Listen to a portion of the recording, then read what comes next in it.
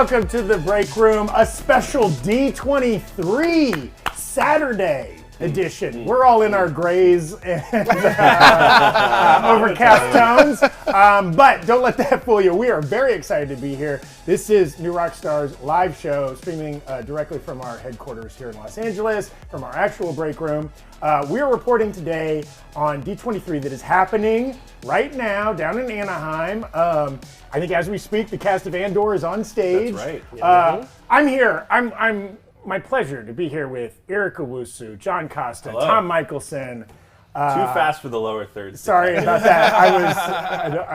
My broadcast skills are lacking. And I'm Zach Huddleston. We're all excited to be here. We have some people on the ground in Anaheim. We've got Tommy Bechtold, Brandon Barrick, and the Erik Voss are down there physically in person watching these panels. They're going to be reporting back to us both during the panels, if they're allowed to sneak out their phones and text us, but certainly after the panel's wrapped, they're going to be phoning in and telling us what they saw.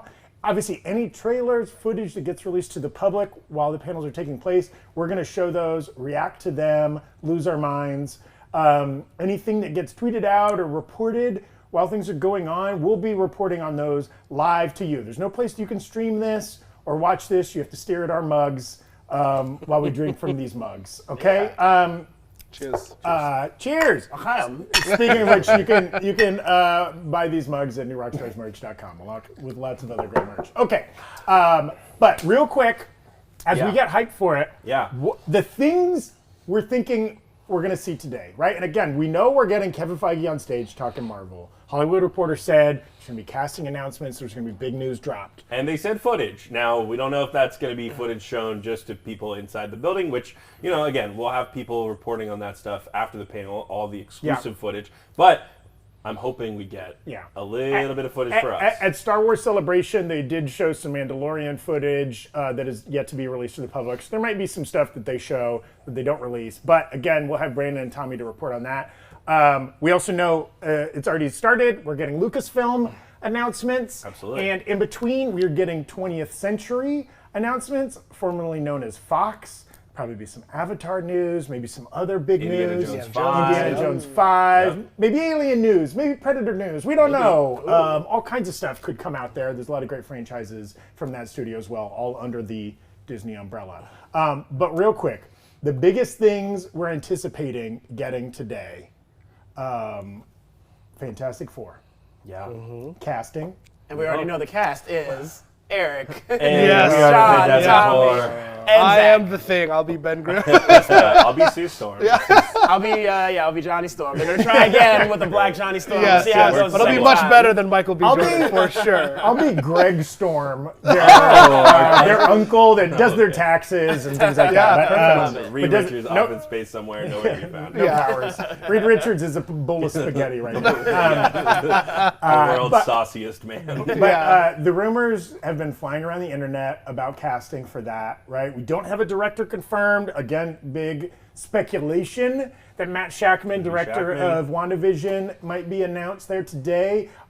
We were just saying that at Kevin Feige's big Comic-Con panel, where we got 2.5 phases worth of films and Disney Plus series laid out, not so much casting stuff. Not a lot of big casting news. Didn't pull out that many unknown, previously unannounced actors or directors or anything like that, so maybe they were saving that for this. Also, we know there are a handful of projects that have been talked about that are as of yet unslated, right? There's a lot of gaps in those Phase 5 and Phase 6 calendars. We're hoping they're going to fill in some of those. If you watched the Breakroom last week, we went through some possibilities. Marvel announces to theaters, hey, we want you to earmark this date for us. One of those is in Phase 5. I think it's sometime in February 2024. People think maybe Deadpool 3. So there's a bunch of little gaps in that calendar. There's a lot of stuff that they've already announced, like Werewolf by Night and things that weren't on the calendar at all. So we're expecting that to be filled in here and there as we go too, right? People in the chat are pointing out the Andor crew is on stage right now. They just showed the final trailer for Andor. That show's coming out on September 21st. Yeah, weeks away. Wednesday. Week away from that Oh, so the new series. trailer's up, That's too. of course the next Disney Plus series that's going to be coming out. We might play that trailer in a little bit. And again, we're anticipating other Lucasfilm announcements, including when's the next movie coming out? Yeah. What is the next movie? Who is the next movie? Why is the next movie? Where is Gamora? I mean, in the so many directors have been attached to various Star Wars films that are kind of like eternally delayed as they shift their focus to Disney Plus series, but at some point they're going to go back to theaters, right? We were saying yesterday that it seems like a lot of studios are like, okay, we might have overdone the streaming stuff. It's time to get butts and seats. In the theaters. What's interesting is that Lucasfilm actually, at one point, every time they announced the movie, it was like a trilogy. Yeah. Like they were like, here's the Rian Johnson maybe trilogy happening, which might not be, and then here the guys from Game of Thrones are doing a trilogy too. Here's that coming out. So it'll be interesting to see if it's going to be a one-off thing. If they announce a movie, is it going to be a trilogy? Because Taika, for example, we know that's coming, but that's one movie, I think, right? Also, I don't think he said one way or the other. Taika Waititi has the busiest IMDb. That guy is attached to like 14 different films. There's no way he can make half of those, but it would be interesting if he comes out on stage, with Kathleen Kennedy. Boy, it seems like, this one's his for sure next project. Yeah, for sure. And we are going to be showing that Andor trailer in a second. The crew from Willow is on stage now. While they go over Willow. Shout out Warwick Davis. We'll get that. We'll get that trailer up and running for you guys very shortly. Come on the show, Warwick. Thank you to everybody. Real quick shout out to everybody that's in the chat being active. We see a lot of fun ideas, predictions getting thrown out there. Also, thank you to everybody throwing us some super chats. We appreciate you giving us a couple doubloons there. Helps us bring this show to you. Gary Porch, Abraham, Karina, Joel, Flipside, everybody there. And also, if you have some great questions, some theories, some predictions, some casting, throw those into super chats, and we'll try to get to those as the show goes along. Cool. So other things. We mentioned Fantastic Four we're anticipating. We mentioned Star Wars film and/or as of yet unannounced series of casting. I mean, we have yet to see a drip drop of Werewolf by Night, which presumably would be coming out. They haven't announced it. They haven't even said it's real. The only thing we know is the director gave an interview that was like, it seems exciting. So, I mean, we've long been speculating that's coming out this Halloween season. But that is right around the corner for them to not say anything about it. Wow. Now, this could drop as like an I Am Groot style, maybe it's a short, maybe it's delayed till next October, maybe it was never meant to be. We don't know. But we know for sure because we've seen set photos, Guardians of the Galaxy Holiday Special is coming out this holiday season. Nice. Maybe we'll get some footage from that. Maybe we get first trailer or footage from Ant-Man and the Wasp Quantumania. Yeah. That's the next film after Wakanda Forever. Yep. Then all the Disney Plus series slated for next year. We're getting Secret Wars. We're very excited. Oh, sorry, Secret Invasion. We're also getting Secret Wars, but that's Secret Wars, that's Secret Invasion is the very next Disney Plus series. Then Echo, and then Loki Season 2, Ironheart, and Agatha House of Harkness. All of those 2023. So maybe we get some clips, maybe we get some casting announcements. We don't know. John, are you pulling up the Andor trailer? Yes. Andor trailer is forthcoming, but I figured we would, we could throw up some of the slate that's upcoming. Yes. So one thing that's interesting in that list that we've talked about a lot on this show and on New Rockstars is where's Armor Wars and all this? I was just thinking. That was announced way back when, and it's granted as we just said there's a lot of gaps in the schedule, but we've not heard any casting, we've not heard any directing. Don Cheadle is sitting at home, twiddling his thumbs, waiting to go. Wearing boom. the mocap suit.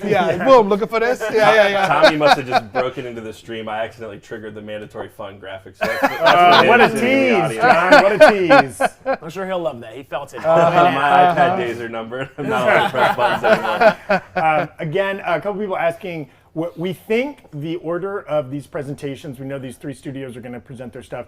We think they're starting with Lucasfilm. 20th Century is going to be in the middle, and the closer, Marvel. Mr. Feige is going to be on stage with the big stuff there at the end. That's what we're anticipating over the next 90 minutes to 2 hours, something like that. So if you're sitting there waiting for Marvel announcements, you will be waiting for a little bit, but that's okay. We'll get to it. And if you're watching this after we've gone live, there's probably some nice timestamps down there that John has given you. You can hop right to them. Yeah, so let's talk about Lucasfilm a little bit while they're still on stage. We're getting Willow right now. What do we think? Do we think we're going to get any footage from Mandalorian season 3? I say yes. I think that's the next trailer we're gonna get. Yeah. But then we've got like Ahsoka. That's we know that's still shooting. They just announced the actor who's playing Ezra Bridger. Yes. So we all know that's in progress. Do you think we'll see any of that stuff? I think we'll see that. So I was lucky enough to go to Star Wars Celebration too, and they had, even though they had only been filming for a few weeks, they had footage from Ahsoka to show us, and it was really. I don't know how they did it. They had had trailer music and of course no graphics or anything, but they also had some really interesting teases, like the crew from Rebels. We had to see some Twilight Tales from Hera and some other things. So I think that now that it's been, Celebration was what, May? So we've had a lot of time now. They've got a lot more footage in the bank. They could be showing us some Ahsoka stuff today for sure. Yeah. Some people in the chat are saying, where do we watch D23? Unfortunately, you can't. Right here. You watch it here. Right here. With Welcome. us. We're going to do our best to bring you something worthwhile and it's going to be great instead of scrolling through Twitter like the rest of us have to do. But yeah, you're right. That was in May. We also have a season 2 of The Bad Batch coming out. That's right. That hasn't been talked about too much. That show was like a kind of a surprise for me in terms of how good it was. Yeah. And season 2, I think it was supposed to be out around now and got delayed, if I'm remembering correctly. I don't exactly know when season 2 is supposed to come out, but what are you guys most excited for? If you had to pick one out of Ahsoka, Mandalorian season 3, and maybe one of these, either the Taika movie or the John Watts Skeleton Crew movie. I'm gonna say none of the above. Andor. We can't skip past Andor. Yeah. We were just talking about this. They're doing 24 episodes of Andor across 2 seasons. They've already committed to that. I think they've already. I don't know if they've already shot all 24, but this is. What a commitment. Disney with Disney Plus has not done anything more than 9 episodes. Right. And they're committing to 12 per season for 2 seasons for this story. Everything that's coming out about this show is it's unlike anything else. It's going to be kind of super adult and dark and mature and not a lot of lunchbox characters coming out of this thing. You know what I mean? Do we know how long each episode is? Are they 30 minutes? Are they an hour? We don't know close yet. to that hour long. Yeah. Yeah, wow. I think. 24 The first an 3 hour. episodes dropping September 21st. Just a little over a week from now. We'll be covering all of that on New Rockstars. Erik Voss will be doing breakdowns. WikiLeaks will be doing after shows. It's going to be a good time. Sounds like they're debuting a Willow trailer right now. yeah. Christian Slater has joined the cast. yeah. He's up on 90s bad stage. boy. Yes. Christian Slater. Yeah. Wow. Get Winona and Willow. I mean, hey, Star Wars knows that their key demographic is elder millennials and boomers, okay? And they're let's just stack the deck. Or not Star Wars, Lucasfilm, right? Willow, of course, a Lucasfilm production, the classic Val Kilmer, Warwick Davis, awesome swords and sandals and sorcery flick from back in the day. I've never seen the original Willow. Ooh, This might have to be. it's worth a we can watch. watch. Should we cozy up with Hank and Yeah, get some popcorn I going? love that. I love that. Play that. Let's just roll Willow. Willow. John. Roll the whole movie right now. Let's VOD Willow right now. Yeah. Is that on Disney Plus? Oh, that's a good question. I think it might be. Could be. Yeah. Who knows? I gotta go Yeah, peruse let us it. know in the chat if you see it on Disney Plus. But yeah, Andor sounds really fun. I am interested to see it because it is a kind of a different direction to go from pew pew pew and. Yeah. But I am excited for Ahsoka because she is a Jedi and I want to see the continuation of her story and her battle against the Mandalorian was so cool. In that Mandalorian season 2 episode, I think. And yeah, she seems like a phenomenal character. And then humble brag, I have worked with Rosario Dawson before. Okay. I played her jealous boyfriend in a music video one time. Wow. Okay, there we go. I'll send Dash Jill the picture. You can Yeah, throw it up. please do, We'll please we'll- do. Yeah. But yeah, no, I'm super excited for Ahsoka. I love Yeah. the Jedi stuff and Yeah. And this is an opportunity to follow a non-Skywalker family Jedi. And hopefully too. non-Tatooine. I mean, we all love that little. We tired of Tatooine. Yeah, but with that little planet that supposedly was a great place to hide that everybody goes to and knows about. Right. Hopefully Andor doesn't go there. And hopefully Ahsoka doesn't. Yeah. And of course, that character in the animated series has a rich lore and a lot of interesting storylines they could explore. They could also give us something different from that we Something haven't new. seen. Yeah. New stories, of course. Yeah. That series looks like it's going to be really good. And then again, anything unannounced. We don't know. We know a lot less farther in advance Star Wars product than we do Marvel product, right? We've got our next 7 years of MCU mapped out ahead of us roughly, but like not a lot beyond that Ahsoka and Mandalorian. And even the season Patty 3. Jenkins Rogue Squadron movie, is that happening still? Is it don't know. not? How do you guys We feel don't about know. watching an Andor trailer? Let's do Let's it. do it. Let's do that, John. All right. Spies. Saboteurs. Assassins. We've all done terrible things on behalf of the rebellion. Cassian Andor. Don't matter what you tell me or tell yourself. You'll ultimately die fighting these bastards. Wouldn't you rather give it all at once to something real? We've chosen a side. We're fighting against the dark. There is an organized rebel effort. Drill down and get a hunt started. You realize what you set in motion? People will suffer. Time has come to force their hand. At what cost? Everything! Every day we wait, they get stronger. Let's take them by surprise. For the greater good, Call it what you will. let's call it war. People are standing up. They're afraid. Right now, they're afraid.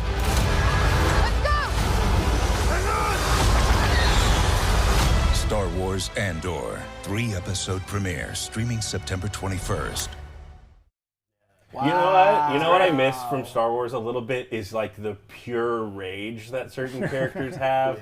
I feel like we're gonna get that a little. Yeah, I mean, also not a lot of CGI characters in there. No banthas, no. A ton of alien. We didn't get a lot of in Obi-Wan either. Right, but like no Babu Frick type character, no Jar Jar type character with a big presence in there. No Wookiees visible in that trailer. Droids? No droids? Not a lot of I didn't see any droids. droids. Now, it could be those things are going to be in the show. They're just not showing us in this trailer. Also, Brandon Barrick has pointed out multiple times on the show that he loves how Stellan Skarsgård says Cassian Andor. Cassian Andor. Lots of Stellan Skarsgård in that trailer. Just to keep everyone happy and up to date, Dave Filoni is now on stage talking about Bad Batch. Talking about Bad Batch. There it is. Starting with animation. And of course, as soon as they start talking about Mandalorian Season 3 and Ahsoka, we'll let you know. I just want a trailer for Mandalorian Season 3 more than anything in the world. That show, the direction they're going with that show for Season 3 is so exciting to me. Din Djarin looking to sort of redeem his people and, you know, put Mandalore back on the map. And It looks like we're going to Mandalore. it looks like in we're going to go season to 3, Mandalore, right? which is kind of going to be crazy. And all of that storyline is something that, like, they just sort of started to tease in the first season. I mean, every second scene with the armorer so good. Oh, yeah. So in good. both the She's first two insane. seasons are awesome, Yeah. and it looks like she's going to be heavily featured in season 3, right? Like in similar characters, we're going to get lots of What if Mandalorian season 3 is just called Mandalorians? Ooh, like aliens. Yeah, that'd be dope. Ooh, that'd be fun. dope. That'd be fun. Another quick update. It sounds like Filoni has just introduced something called Tales of the Jedi, which are some animated shorts. Those are going to debut on October 26th on Disney Plus, and 3 of those episodes, 3 of them, will be about Ahsoka. I think that was the show I heard about. They're also doing a Count Dooku. Oh, cool. Like while he was a Jedi before he broke bad and became a Sith. I think that's Very about that same Tales of the Jedi animated? show. An animated one. Yeah, I think that they're going to tell his story and talk about his fall too. One thing I was going to say about the Andor trailer, which I didn't even think about till watching it right now, is could we see the Bad Batch in Andor? This is around that time. Tamara Morrison could maybe be doing quintuple Keep duty. giving more Keep work. getting Yeah, them give him checks. more He was work. so good. He was Yeah. so good as that old man That old in clone. Kenobi. Oh, he's so good. Yeah. I mean, Tamora Dude, that would Morrison be- and Benedict Wong are legally obligated to be in and every property. and everything. That's But right. how cool would that be? Because it's around the same time, right? I mean, I don't know the exact. They're probably a few years off here and there, but it's right in between the Empire and Revenge of the Sith. That's where all this is happening. You know what was kind of interesting about that trailer? Not a lot of Diego Luna. in that trailer. Oh, that's right. Diego Luna was in 2 shots of the first trailer too. He was in a hologram and then 1 shot in a ship. I don't understand. He is exactly the titular why. character. Mon Mothma was So in this more than he was. Yeah. So interesting to Yeah, me. very I'm wondering interesting. if they're doing these 3 episodes. They say the first 3 episodes of the show are sort of their own contained story. I wonder if we're just not going to get a lot of Diego Luna in those 3 episodes. They're going to tell a quick story that sets up kind of players on the map, and then we get into the Andor stuff. Who Interesting. knows? Who knows? Yeah. Although I mean, we did see. If you missed this on Thursday, Disney released on Disney Plus Day something on Disney Plus that was like, it seemed like Skarsgård's character and Andor meeting for the first time. There's like a little bit of a shootout in this warehouse-looking thing. So if you're a subscriber to Disney Plus, you can check that out on their website now. But that seemed like a first episode kind of a thing too. So who knows? Tales of the Jedi trailer just dropped too. Okay, so maybe we'll have that trailer that we can pull up here momentarily. Also, a reminder, and this is just a public service announcement. If you're not a Disney Plus subscriber, A, what's up with you? B, right now, you can subscribe for a month for $1.99. I saw that month will cover, you'll basically be able to watch all of She-Hulk. Thor: Love and Thunder is streaming right now on Disney Plus, and you'll be able to catch at least a big chunk of Andor. So why not subscribe now, or like finally stop using your mother-in-law's password. You know what I mean? There's so many things on the internet you subscribe to for way more money. That's give some of that money to some Disney Plus. Yes. John Favreau's out on stage. Seems like the beginning. Okay, we're about to get some Mando news. Probably, it's right? the beginning of the Ahsoka section. Okay. Yeah. So maybe we get some footage that we could be able to play for you. John's working on so. pulling up the Tales of the Jedi trailer. Yep, I think you that's want to play coming. that. Okay, great. I love. We just got a super chat. Al Rincones. You think any Stranger Things actors will be cast for Marvel today? Oh, good question. Ooh, There's been a lot of talk about I forget his name, but the actor plays Lucas being Miles Morales. I've seen him fan cast as a Miles. that and would I'm be like, that would be a New double. Rockstars thumbnail. Oh, many about 4 times for years. ago. Yes. Okay, He yeah, actually, it's been so long that he's been rumored he might have aged out of Miles Morales already. watching the last season of Stranger Things, I was like, this is the perfect time, and this was filmed like He's 2 gonna have to years play ago. Miles' uncle. At Yeah, this point. right. Well, what's the red-haired Sadie Sink. Sadie Sink, She's huge right now. who's in a big Brendan Fraser movie that just Whale. debuted, Yeah, The Whale, Whale, at Venice Film Festival. That people are saying like, that movie and Brendan Fraser and her are all great. She hasn't been cast in like Madam Web, has she? I feel She's like one of the only every female hot actresses. female actress, hot in terms of popularity, has been cast in that Madam movie. Web. No, I don't think so. And I don't think she's been in any superhero thing, but she's on the up and up. So, and I mean, hey, Millie Bobby, she's out there. She's working. She's waiting. She's waiting. Millie Bobby Brown. There was a report, this is a few months ago now, that her and Kathleen Kennedy had a lot of conversations about her starring in a movie for Star Wars. So who knows? That might be announced today too. I forgot about that report. You have to imagine if Favreau's already on stage, he's going to talk about Ahsoka and maybe into Mandalorian. What's the closer for Lucasfilm? What's the big mic drop moment at the end of this panel?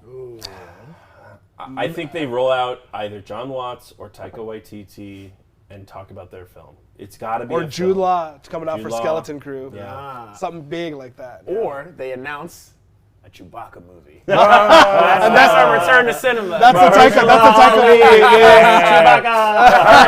Heartbreak feels good in a place like this.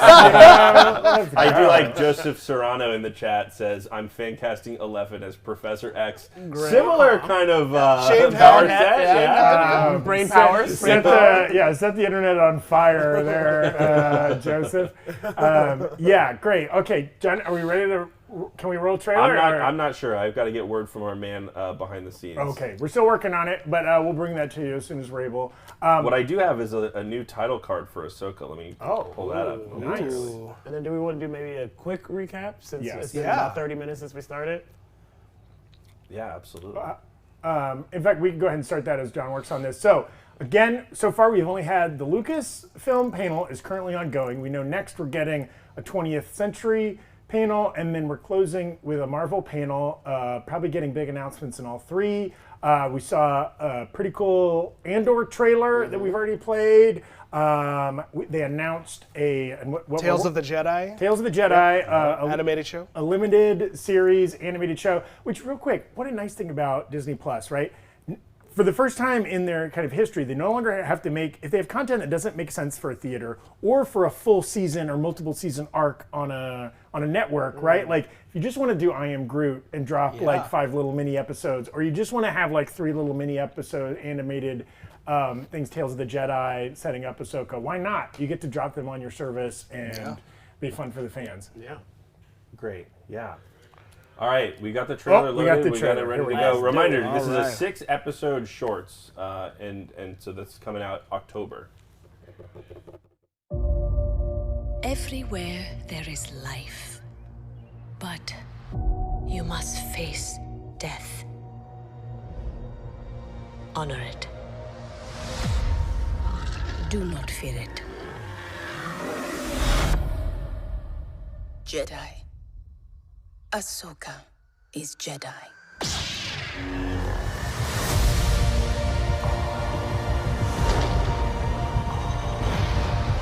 The best way I can protect you is to teach you how to protect yourself. Master Dooku. I want to bring peace and order to the galaxy.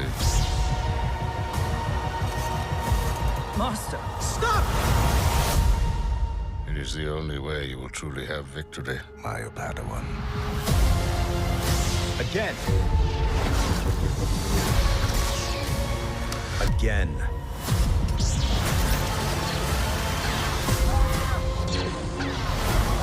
Dooku, stand down.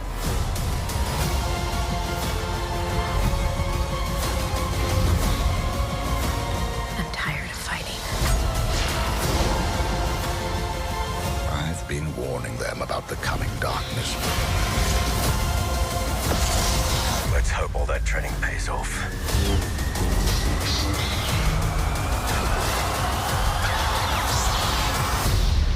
And who might you be?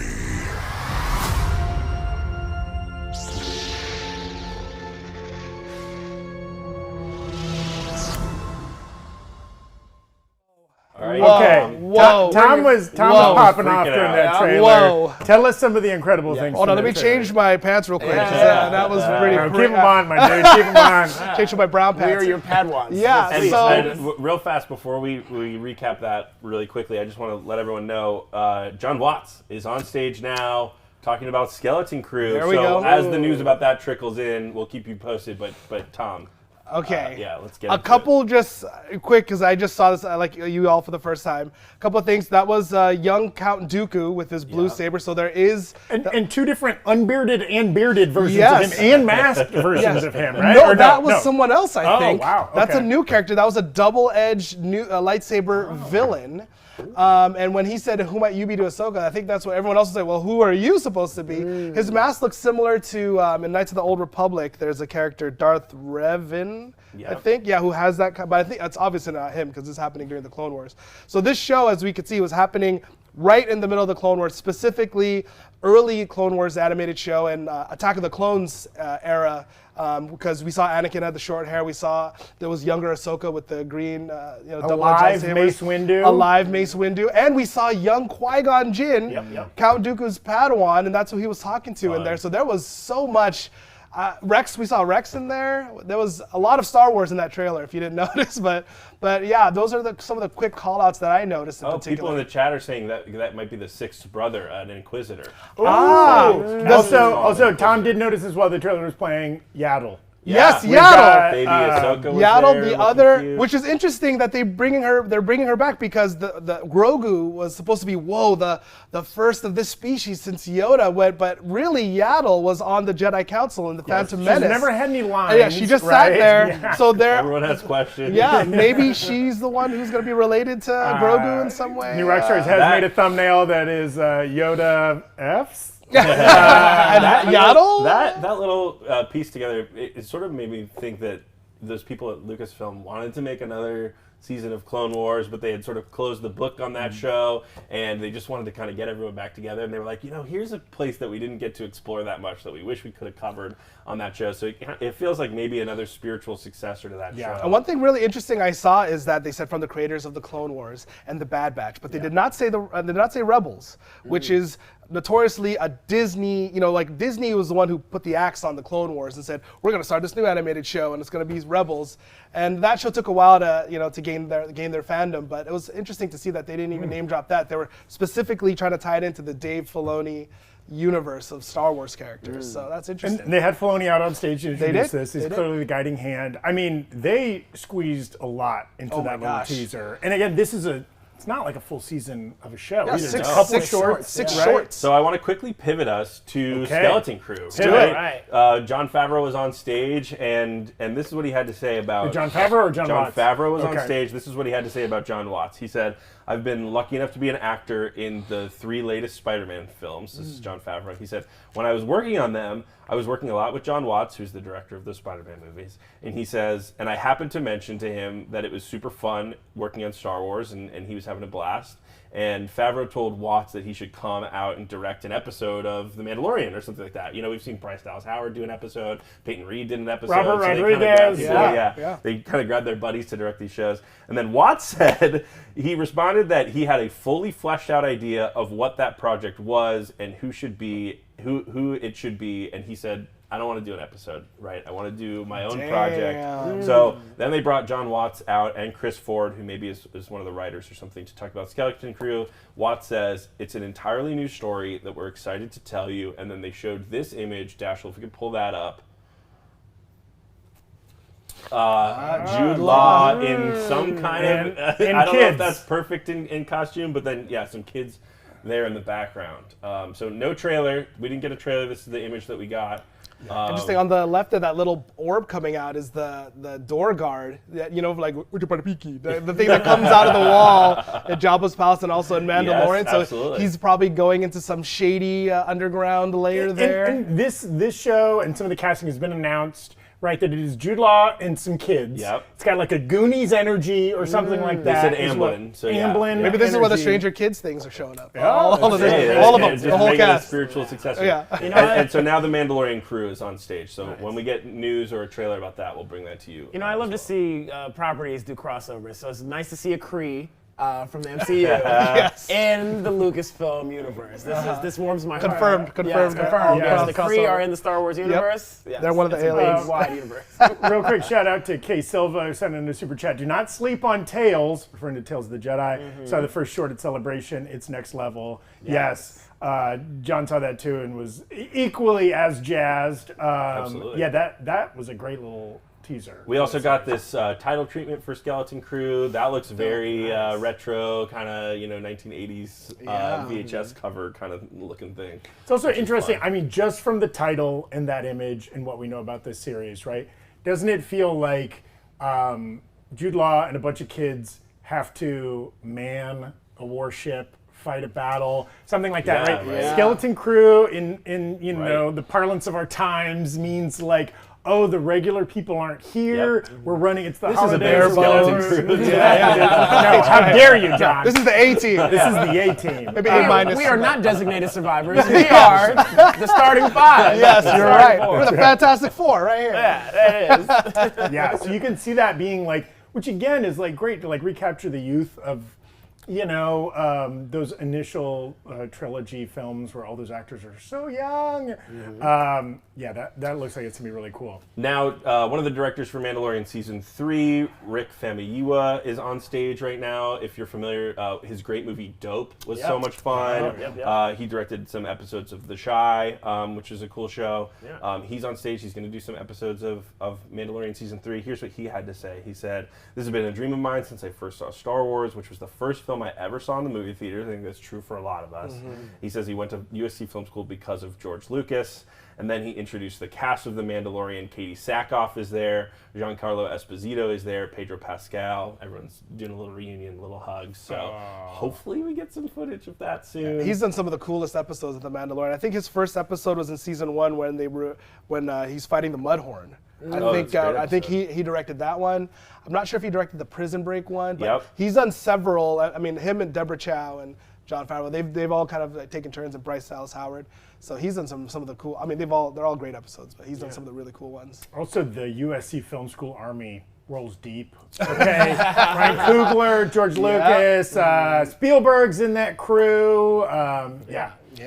Heavy hitters for sure. I gotta go enroll and get a film We all degree. made a lot of mistakes in early life. Not going to USC. Kill my guidance counselor. Yeah. I can tell you right now, there's a title card up for The Mandalorian, and it is as sort of standard as it has always been. So no The Mandalorians this year. You at home with your Star Wars font emulator green. can make it. But that's okay. Cool. So they're not giving away a lot. We don't have any footage yet. No footage, no. But we do have this title card courtesy of Erik Voss, if we want to throw that up. Hey. It's just a nice green color. Oh, we got Giancarlo. Is that Giancarlo in the white coat in that shot? Yeah, I think so. Okay. Yeah. Bunch of people. They have this cool Ahsoka There's still. Dave Filoni, there's the actors. Yeah. I think the Green Mandalorian might signify maybe a big return of Grogu. Maybe he comes in stronger, more in control of his Jedi powers. Right. I like us overreading into font colors. That's what New Rockstars is all about. As a graphic designer, that's what I do. Yeah, exactly. Also interesting, Pedro Pascal appears to have hinted that some interesting guests are backstage. Probably a little Grogu animatronic, maybe. They brought him out for a celebration. And they had a real life chopper that was remote controlled, rolling around the stage. He's the droid from Rebels. They're bringing him back for the Ahsoka series too, so that was really cool.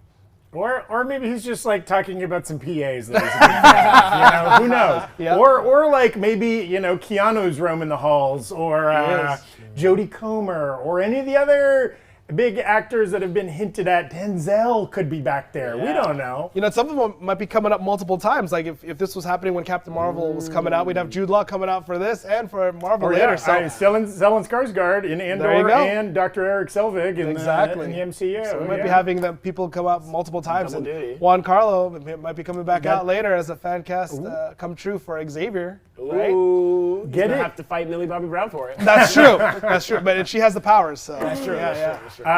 Interestingly enough, Emily Swallow, who's the actress that plays the armorer in The Mandalorian, just said she got to meet Amy Sedaris for the first time. I don't know if she's saying backstage she got to meet Amy Sedaris. I don't see her name in the list of people who are on stage, but it'd be very funny if the armorer and Amy Sedaris' character got to share scenes in The Mandalorian. That would be hilarious.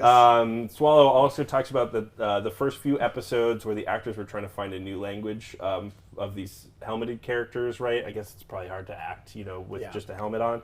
And she said, what is it that translates, right?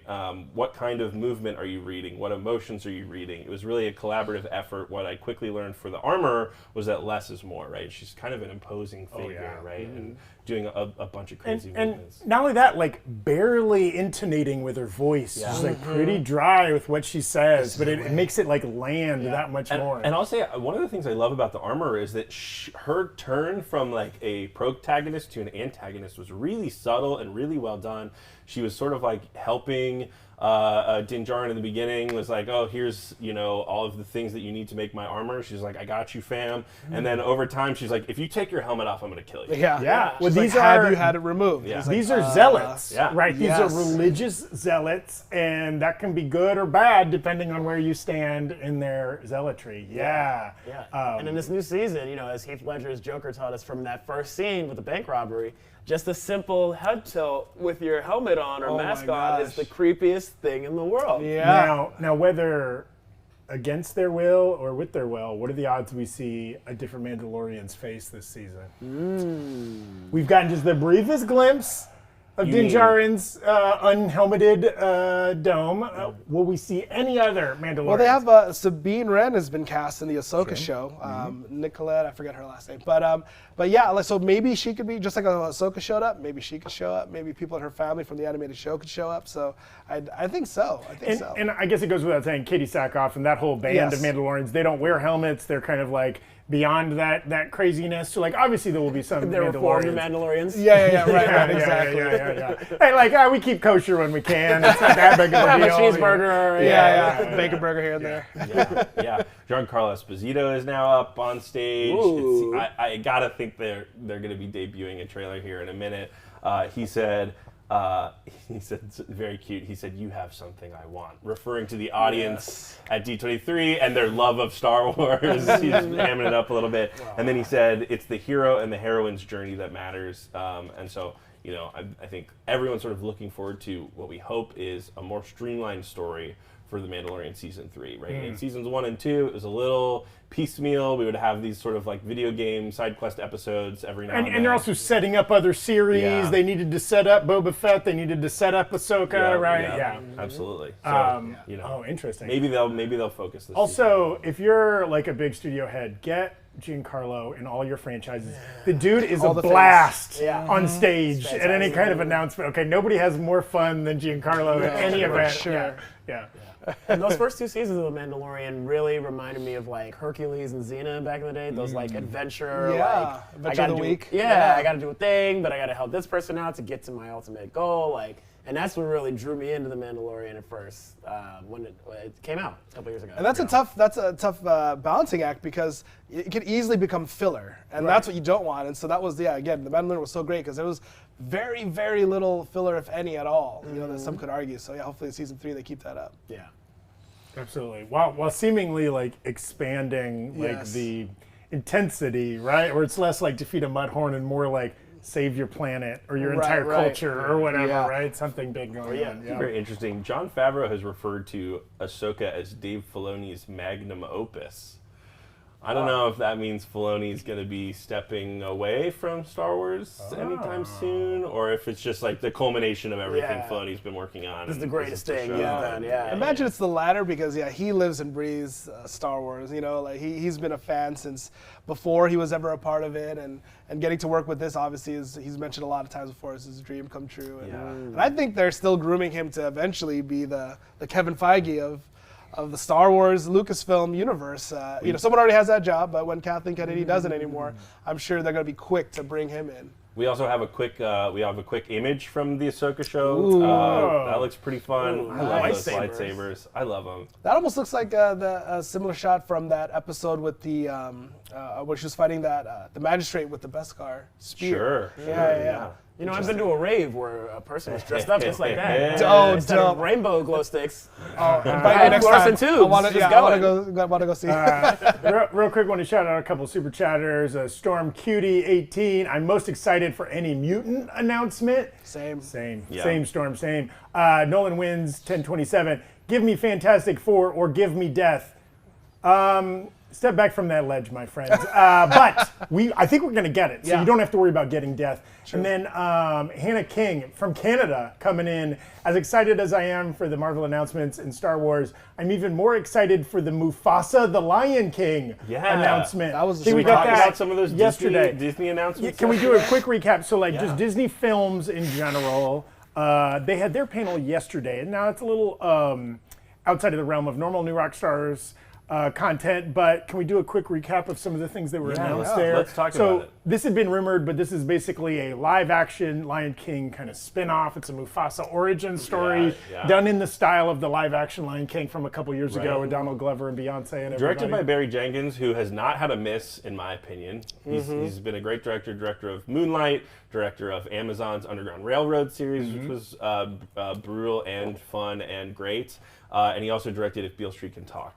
He's also, I wish I remembered who tweeted this so I can give them credit, but someone tweeted yesterday, the movie's going to start with Mufasa falling into the Antelope Gorge saying, now you're probably wondering how I ended up here, and then it's going to tell the whole story after. I'll also say, I know a person who worked on the crew of this project, and they said that like the technology for this in particular is making a big jump from the previous Lion King. Wow. Yeah. You'd think it was.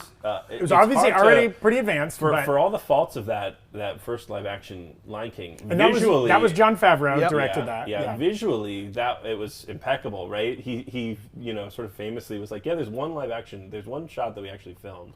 And some of it, I was thinking, is the next level just real lions at this point? Because you're right, it looks freaking amazing. Supposedly Barry Jenkins, who's not a director, John just listed most of his filmography, who's known for big, expensive, CGI-heavy films, but supposedly he and kind of the studio have really pushed things forward. So like, it'll be interesting when we eventually do get some footage there of like what this movie looks like. Okay, so we have a Mandalorian Season 3 trailer we're going to pull up right now. We have been getting a copyright warning from YouTube, YouTube's copyright algorithm. So if we have to quickly cut away from the trailer, we'll do that. But we're going to pull it up and try to play it in its entirety for you guys right now.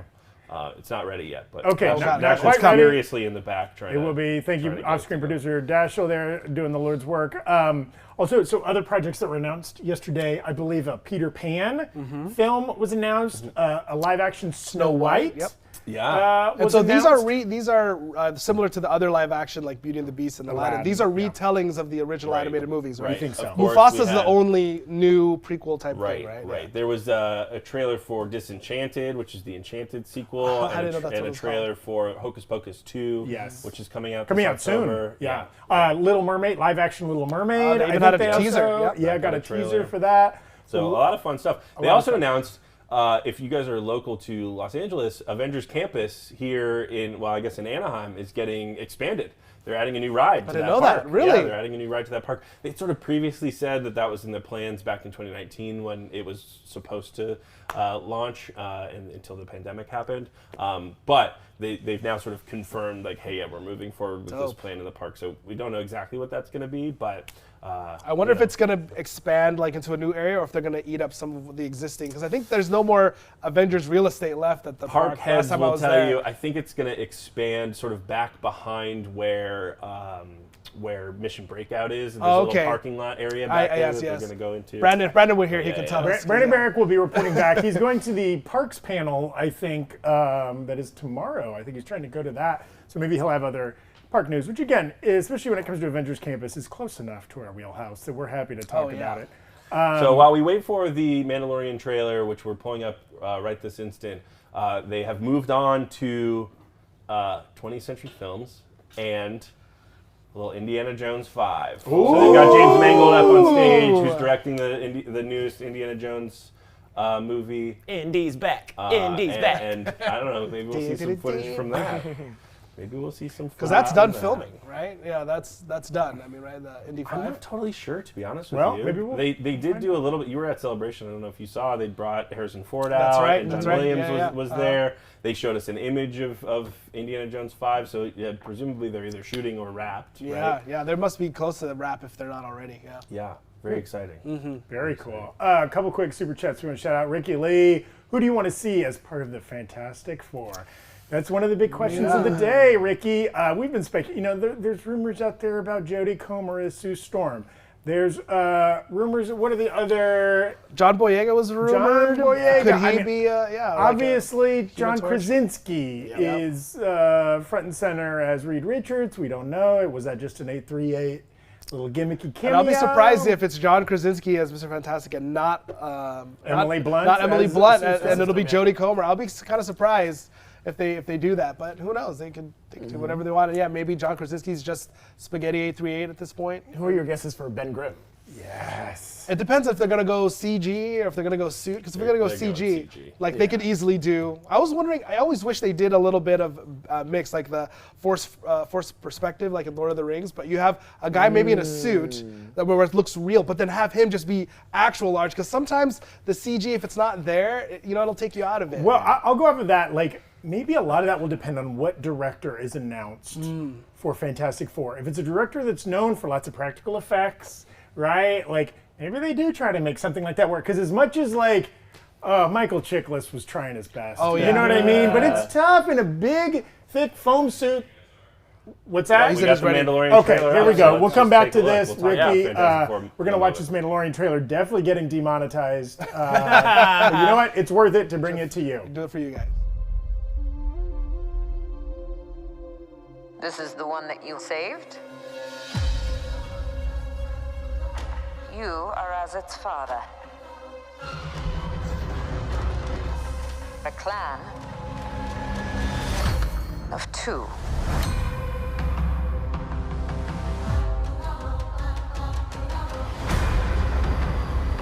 But you have removed your helmet. Then you are a Mandalorian no more.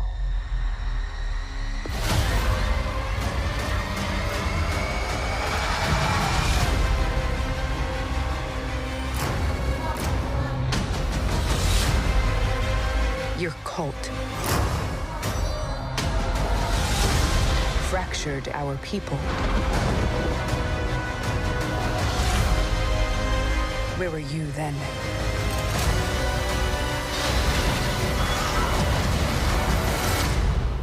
Did you think your dad was the only Mandalorian?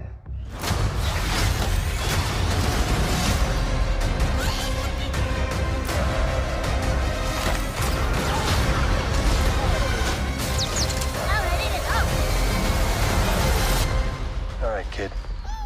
Hang on. You ready for an adventure?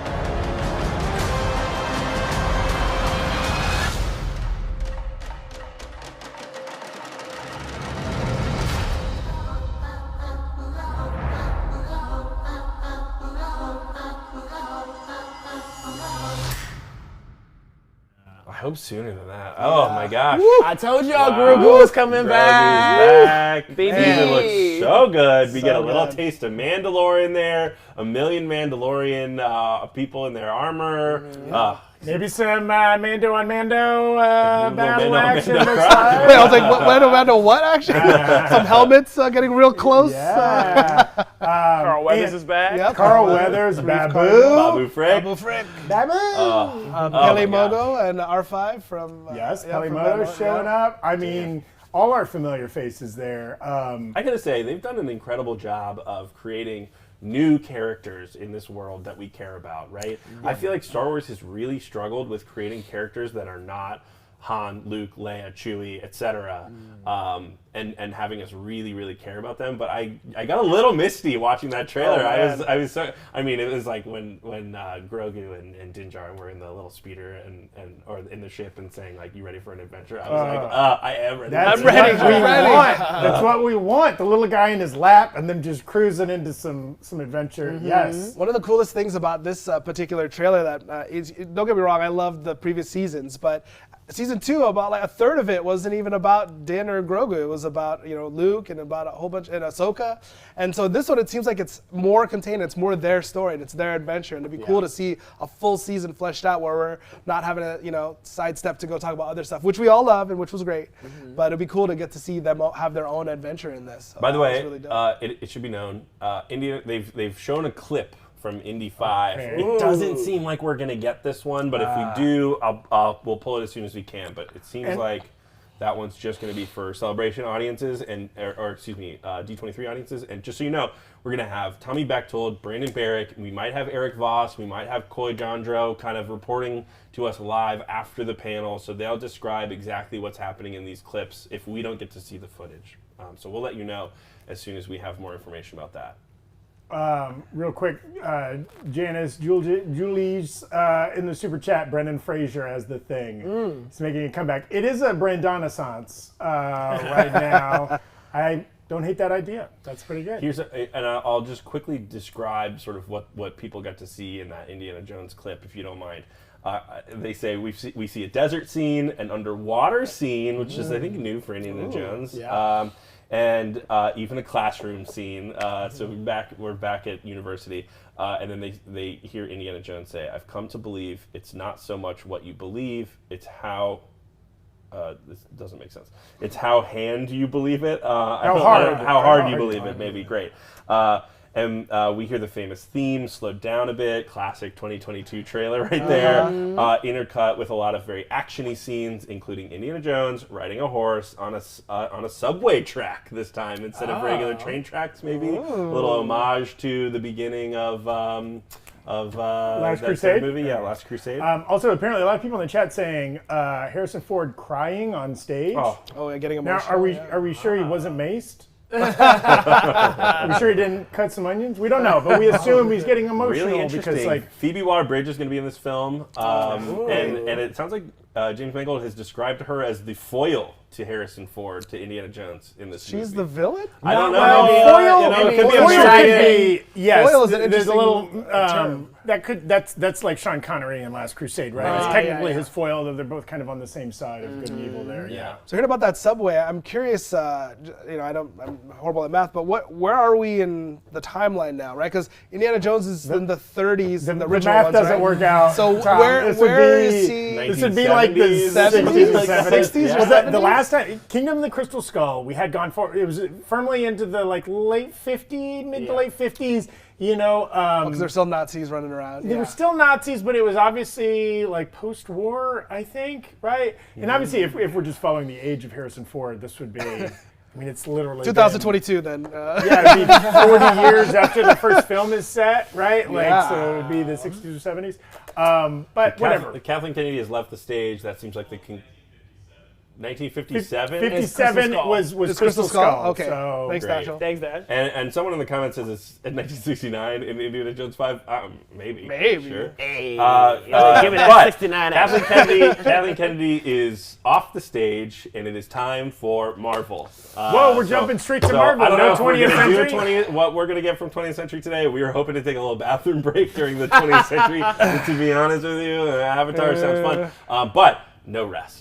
No rest. rest. Right into Weird. Marvel. Yep. Big Right hitters coming. Maybe they were like, nobody cares about this 20th century stuff. Anyways, let's kick it. Or like that, we'll put that at the end as the hall slowly filters out as people want to avoid the rush. Yeah. Here's Avatar again. Yeah. Real quick, as we wait for this to kick off and our Lord and Savior Kevin Feige to take the stage, we're all drinking from some of the official New Rockstars merch mugs that you can get at newrockstarsmerch.com. Now, there are two different mugs. Yeah. That end of the table have chosen the wrong mugs. No. That is a design created by Tommy Bechtold. castmate Tommy Bechtold after his signature segment, Mandatory Fun. It's fine, but not that cool. It matches my shirt. Look at how fucking cool this is. It's cool, but not as cool. Tom and I are repping the much cooler It's Morbin Time version of the mug. Now, depending on which one you prefer, if you have good taste or, kind of questionable taste, you can vote on which one of these is going to become the permanent New Rockstars Breakroom mug by buying one at newrockstarsmerch.com. It can be Morbin Time all the time. There's a link right there in the description. And, hey, one of these mugs is going to die at the end of this week. At midnight on Sunday, one of these mugs is going away forever.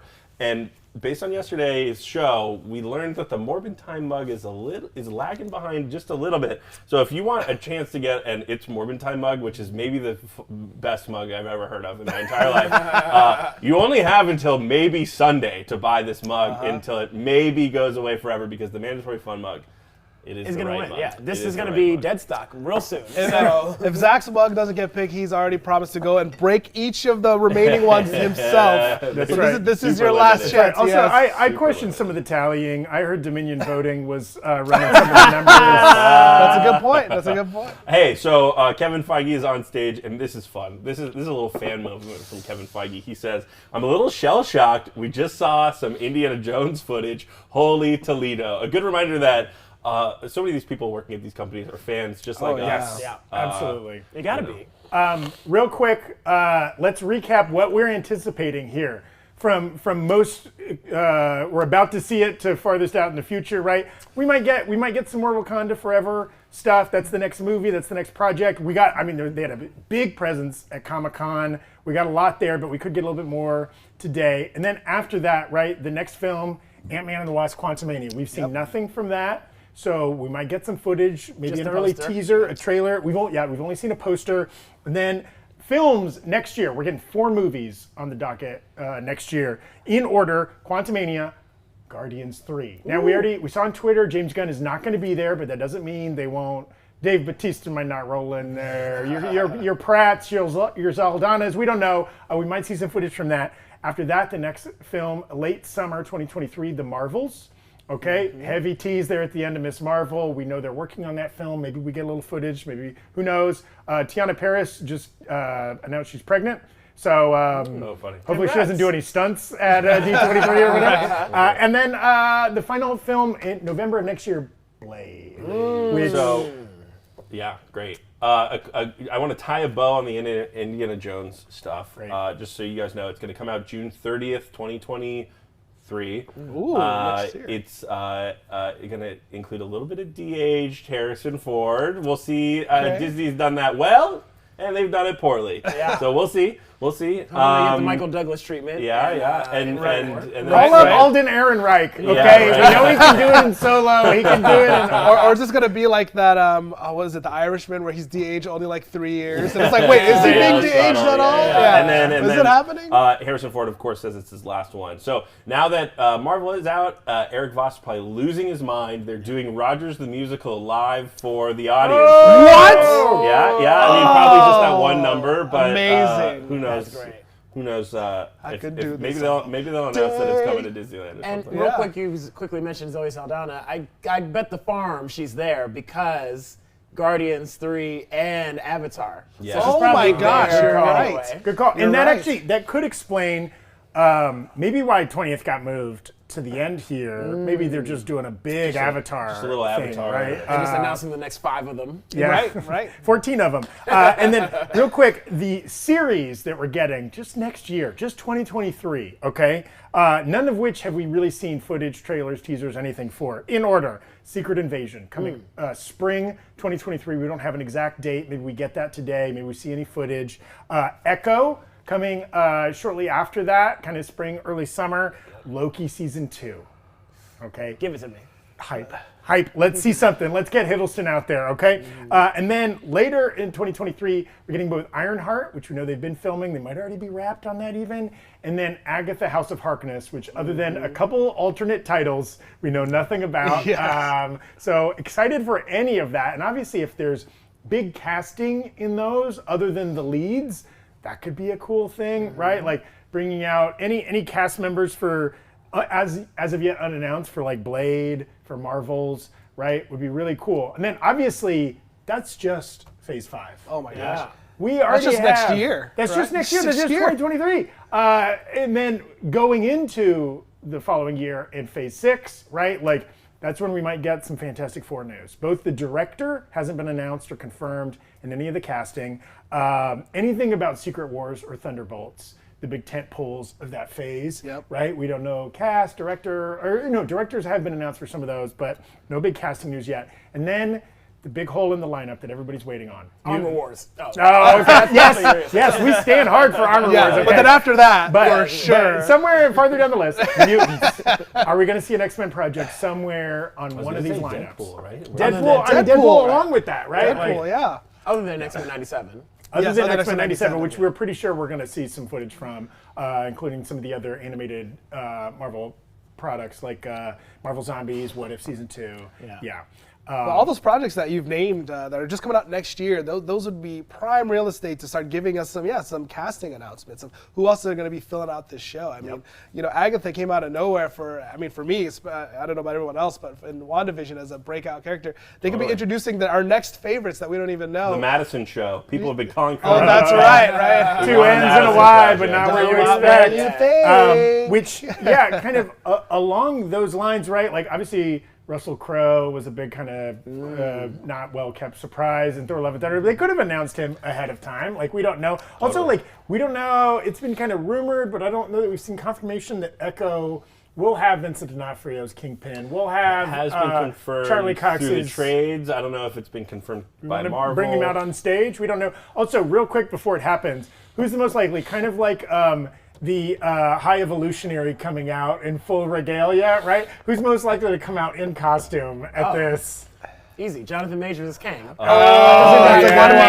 I hope they do. And Loki season 2. That's a good one. Just going to town on an apple, okay? I mean, just give that man multiple pieces of fruit to just be. Yes. Yeah, they got him busy for many years, so that. he's got a lot of his plate. I always wondered also if Kang and that apple is kind of a subtle nod to the apple in the Garden of Eden. Probably. Like just some religious like lore. Oh, yeah. Definitely. I never thought of Just that. not Awesome. knowing too much. We got the chat saying Ryan Coogler on stage. Coogler is up on stage. Okay, so maybe we're going to get some more cool Wakanda Forever. Let's hope Maybe we get maybe some Armor Wars. Not Armor Wars, sorry. The Ironheart, because he's a producer on that too. Yeah, right? and, that's true. He might not even talk in Wakanda Forever. We assume he's going to mention it. Oh, it's of course, gonna be of course. But one maybe of he'll the have biggest updates movies, on that. Yeah. Or Okoye, that's does true. he have something to do with Okoye? Yeah, 5. Maybe they finally announced this long-rumored Okoye Disney Plus series, or Dora Milaje Disney Plus series that like he's supposedly a producer on, as of yet unslated, unofficially announced.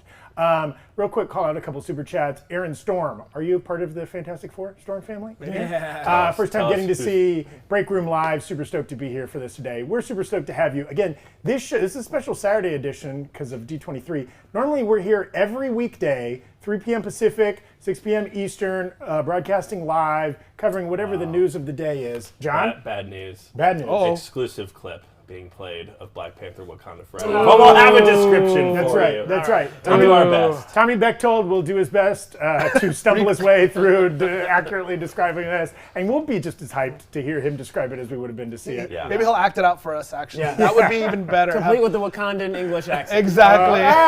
He should probably avoid that. I don't know, the Bills won this week, so he might be feeling randy. Yeah, exactly. He's Feel a little overconfident, yes. Yeah. Real quick, Avril in the super chat saying, my theory is Fantastic Four cast and director, mutant stuff, Eternals. We haven't been talking about that. That's right. Eternals sequel announced at some point in the next couple phases. Well, Scarlet Patton Witch Oswalt, movie.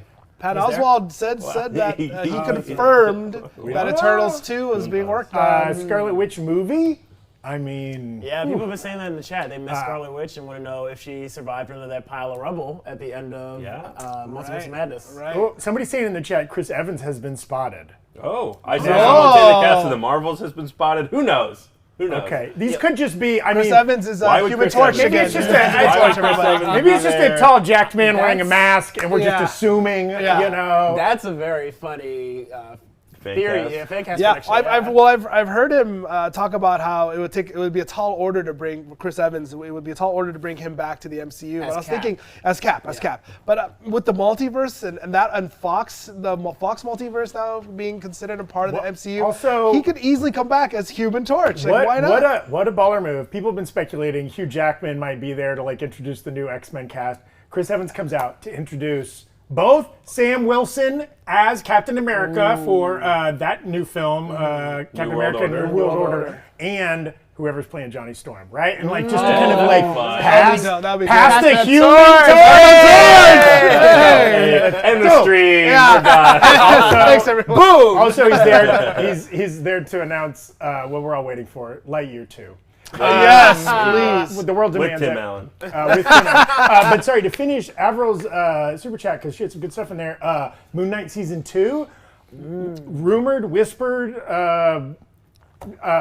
he's out there making memes. The director and Oscar Isaac are out there kind of joking about it, but it's as of now unannounced. And then a Midnight Suns film series. Yeah. Let's go. Yeah, we know we got Blade. He's coming sooner rather than later, but like, nothing about Ghost Rider, nothing about any of the other characters that could be a Midnight Suns. That would be really cool.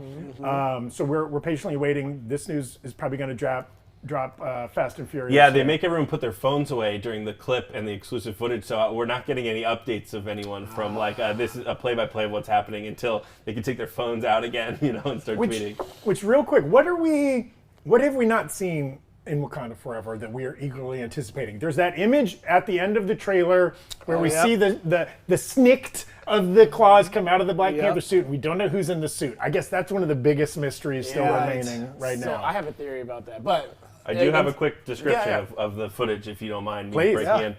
We see a UN meeting with countries being frustrated with Wakanda about sharing vibranium. The Queen, I'm assuming Angela Bassett's character, responds about not being worried about the dangerous potential of vibranium, but the dangerous potential of you. So, like, we don't want to share our vibranium with you because you're going to mess us up with the vibranium that we send you.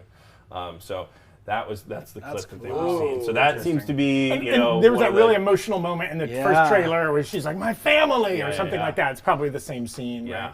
I'm guessing, the beginning of this movie is going to be the world responding to Wakanda, sort of saying like, yeah, we are a country and we're pretty fucking advanced. And the fallout from that, right? The negative repercussions or whatever. And there has been speculation that when Angela Bassett's Queen character says, "My entire family is gone," that's a scene of her being alive during the blip. So maybe Shuri was gone. She was blipped. She was blipped. T'Challa was definitely blipped. Yeah.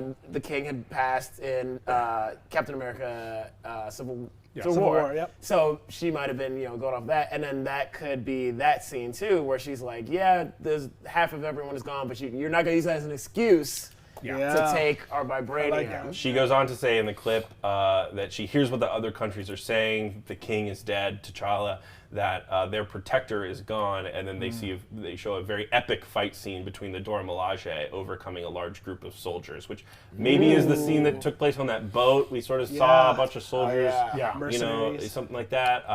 It's not obvious if they're representing a country, or if these are mercenaries or hired soldiers or whatever. Yeah. Oh, and Brandon, thank you. Brandon in our Slack says it's the Dora Milaje preventing a military team from stealing vibranium. Yeah. So what? The government trying to steal How could they? foreign resources? That's fantasy. We can't believe that. That's so now Ryan Coogler has introduced Letitia Wright, Winston Duke, Tenoch Huerta, and Angela Bassett. They're all on stage now. So we'll get a little bit of words from them. So then my speculation on, so you asked things we didn't see in the first Wakanda Forever trailer that we could see coming up. We saw Riri Williams and Shuri in the lab. Brief. And we saw her hammer out the Ironheart. So we haven't seen her in the suit fucking shit up. So I think she's definitely going to be put in action in this movie against Namor and the Atlanteans, fighting with the Dora Milaje. And maybe these soldiers. Maybe against these soldiers. Maybe she comes to the rescue on that floating ship. And then also, I do have a theory, because one of the Black Panther Wakanda Forever posters that has come out is Angela Bassett, Lupita Nyong'o, and Letitia Wright Shuri all kind of doing this, and like the shadow of a Black Panther is behind the middle character.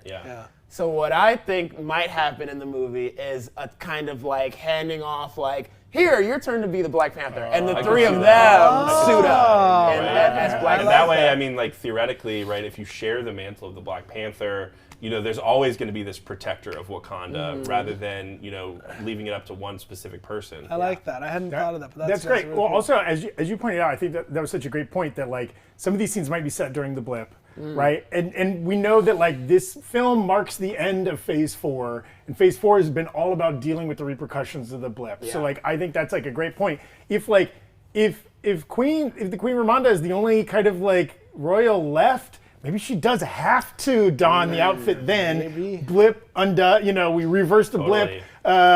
Shuri comes back. Now she has to don it, and they're like, well, let's all do it. They got a whole closet full of those suits, right? Like we can have as many as we need to. That's really cool. I like that. I would love to see Shuri's sort of Iron Man 3 phase, where it was just like, I got too many suits. We need to blow these up in a big... call them out for everybody, Yeah, good point.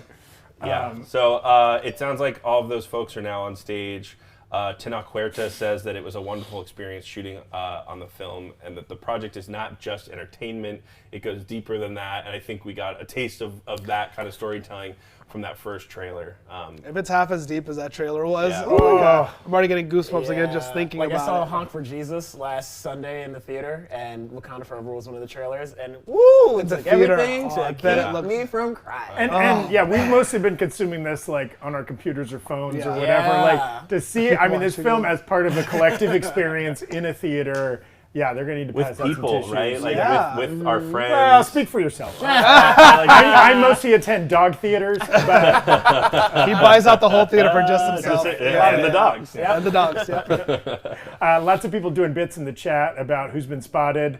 At D23, somebody said Joe Biden's been spotted. Somebody said your mama's been spotted. John Cena. That's where she's been. Call me, Ma. Now, that. It's some of these could be legitimate, but they're all getting drowned out. Henry Cavill, but just from his neck down. Is the Shazam. He's got a goatee he can't shave for another movie. Just his mustache has arrived. That's right. Yeah. So now the question is, they started with Black Panther, Wakanda Forever, which is coming out after a presumed Werewolf by Night, right? That's coming out in November. They didn't start with the thing that's coming out the soonest. Do you think that means they're going to go sort of in sequential order, and we'll get maybe a holiday special thing next, or maybe Secret Invasion next? Or do you think they're just kind of going movie, well, TV don't later? you think, it does feel like they go sequential, except if there's a bomb to drop.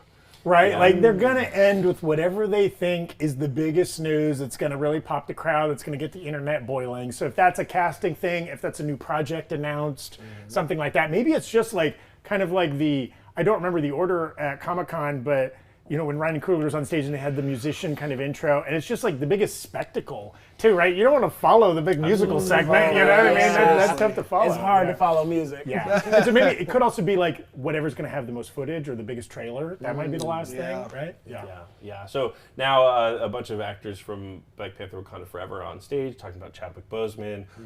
Letitia Wright says, "I'm excited for my bro to look down on us and smile." And Angela Bassett says, "This is the calm before the amazing storm," and that both Coogler and Boseman showed them the way, which is really touching. Storm confirmed? Storm confirmed. Hey, what better place than Black Panther? I mean, she's in a lot of Black Panther comic story arcs. It's they're often romantically linked and yada yada yada. She was the queen of Wakanda at one point. Yeah. So I'm doing a joke there. Okay, I'm sure that's not what she meant. they are jumping around a little bit, but you know, following a thread, Ironheart is up next. Okay. Yep. So we got to be seeing some footage of that because we know they're filming. They are showing footage in the audience right now. Cool. I don't know if we'll get to see it, but there is footage that they're showing. And so we'll again, get another description for the uninitiated, we know the Riri Williams character, aka Ironheart, shows up in Wakanda Forever. She's in the trailer, and then she's getting her own Disney Plus series, Ironheart, late 2023. So not that far off. Almost exactly about a year from now. So this is clearly going to be a big character over the next 12 months. Absolutely. Can we show the Phase 5 graphic real fast? Let's see. I wouldn't be surprised too to see her show up in something like Thunderbolts. We don't know who's going to be kind of on the other side of that movie. Yeah, I've been speculated as a Young Avenger, as a Thunderbolt, right? We know Armor Wars is going to probably fit in there somewhere, so that could be a place for her to show up. It's still being made, I don't know. Don Cheadle's just staring at his phone, just waiting for that phone call. Maybe called up. Put me in, Justice for Rhodey. You want to do a summary of where we've been at so quick far? recap. Yeah. So again, we started with Lucasfilm. We got an announcement of, it had previously been announced, but Tales of the Jedi, a short animated shorts. Yeah, with some really cool young Dooku, Yaddle, all kinds of. It's a lot of Ahsoka's kind of origin and backstory leading into the Ahsoka live action series. We got our first kind of look at Skeleton Crew, the next Star Wars film, we think, directed by Spider-Man director John Watts, starring Jude Law and some kids. Got a little bit of Mandalorian. We got a Mandalorian season 3, our first trailer, which was awesome. A lot of Andor stuff, obviously, that's coming out in a few weeks. A little bit about the Ahsoka series that will be coming out. That's the next series after Andor, but before Mando season 3, I think. Is that the correct order? No, sorry, it's after Mando season 3. Yeah, so kind of the next year plus for Star Wars. Then we jumped into Marvel. So far, not a lot of announcements. We've mostly been hanging out with the cast of Wakanda Forever. Yeah, and speaking of which, it is confirmed the Ironheart trailer is exclusive for audiences at D23. Although again, we'll have descriptions of all this stuff after the panel wraps. Brandon Barrick, Tommy Bechtel, and maybe Eric Voss, maybe Coy Jandreau will be here talking to us about that. But in the footage, Riri Williams says, I love this, I want to build something like him, referring to Tony Stark, obviously. And then she says, but, better. Hey, I love the ambition, right? You wouldn't say, I want to build something like him, but worse. A little bit worse. Keep things in perspective here. Got that Tony Stark confidence. Anthony Ramos is now on stage. He's going to be playing the Hood in this series. That's Rumors that maybe the Hood is sort of like an apprentice or working with Angela or Harkness. Oh, Agatha. Agatha Harkness. Okay. Yeah, because he has in the comics, he has kind of a magical cloak. Yeah. He's kind of a character connected More to on the dark magic. Yeah. Kevin Feige sort of was like, hey, Ramos, your character a good guy or a bad guy? And Ramos said, he's a little bit of both. So it'll be interesting to see who he's working with. And he's in Ironheart? Yeah. As an essential antagonist. Yes, he's the villain in that. Kind of one of the only other castings we know about for Ironheart. Yeah, besides, I believe. I don't think they've announced. I'm hoping they announce some more casting. Or any of these shows, really. Yeah. Very cool. Well, that's a good point, John. I hadn't even thought about. we're getting Ironheart late next year, followed by Agatha, House of Harkness almost immediately after that. So like, ooh, is he a little connective tissue between those two D23 series? And also, this is interesting from Brandon in our Slack channel. It sounds like Riri is definitely at MIT. There was some speculation that she might be in that sort of Oakland outreach center they set up in the first Black Panther movie. Sorry, Coy, your theory was wrong. They're sticking with the comics origin. She's definitely at MIT.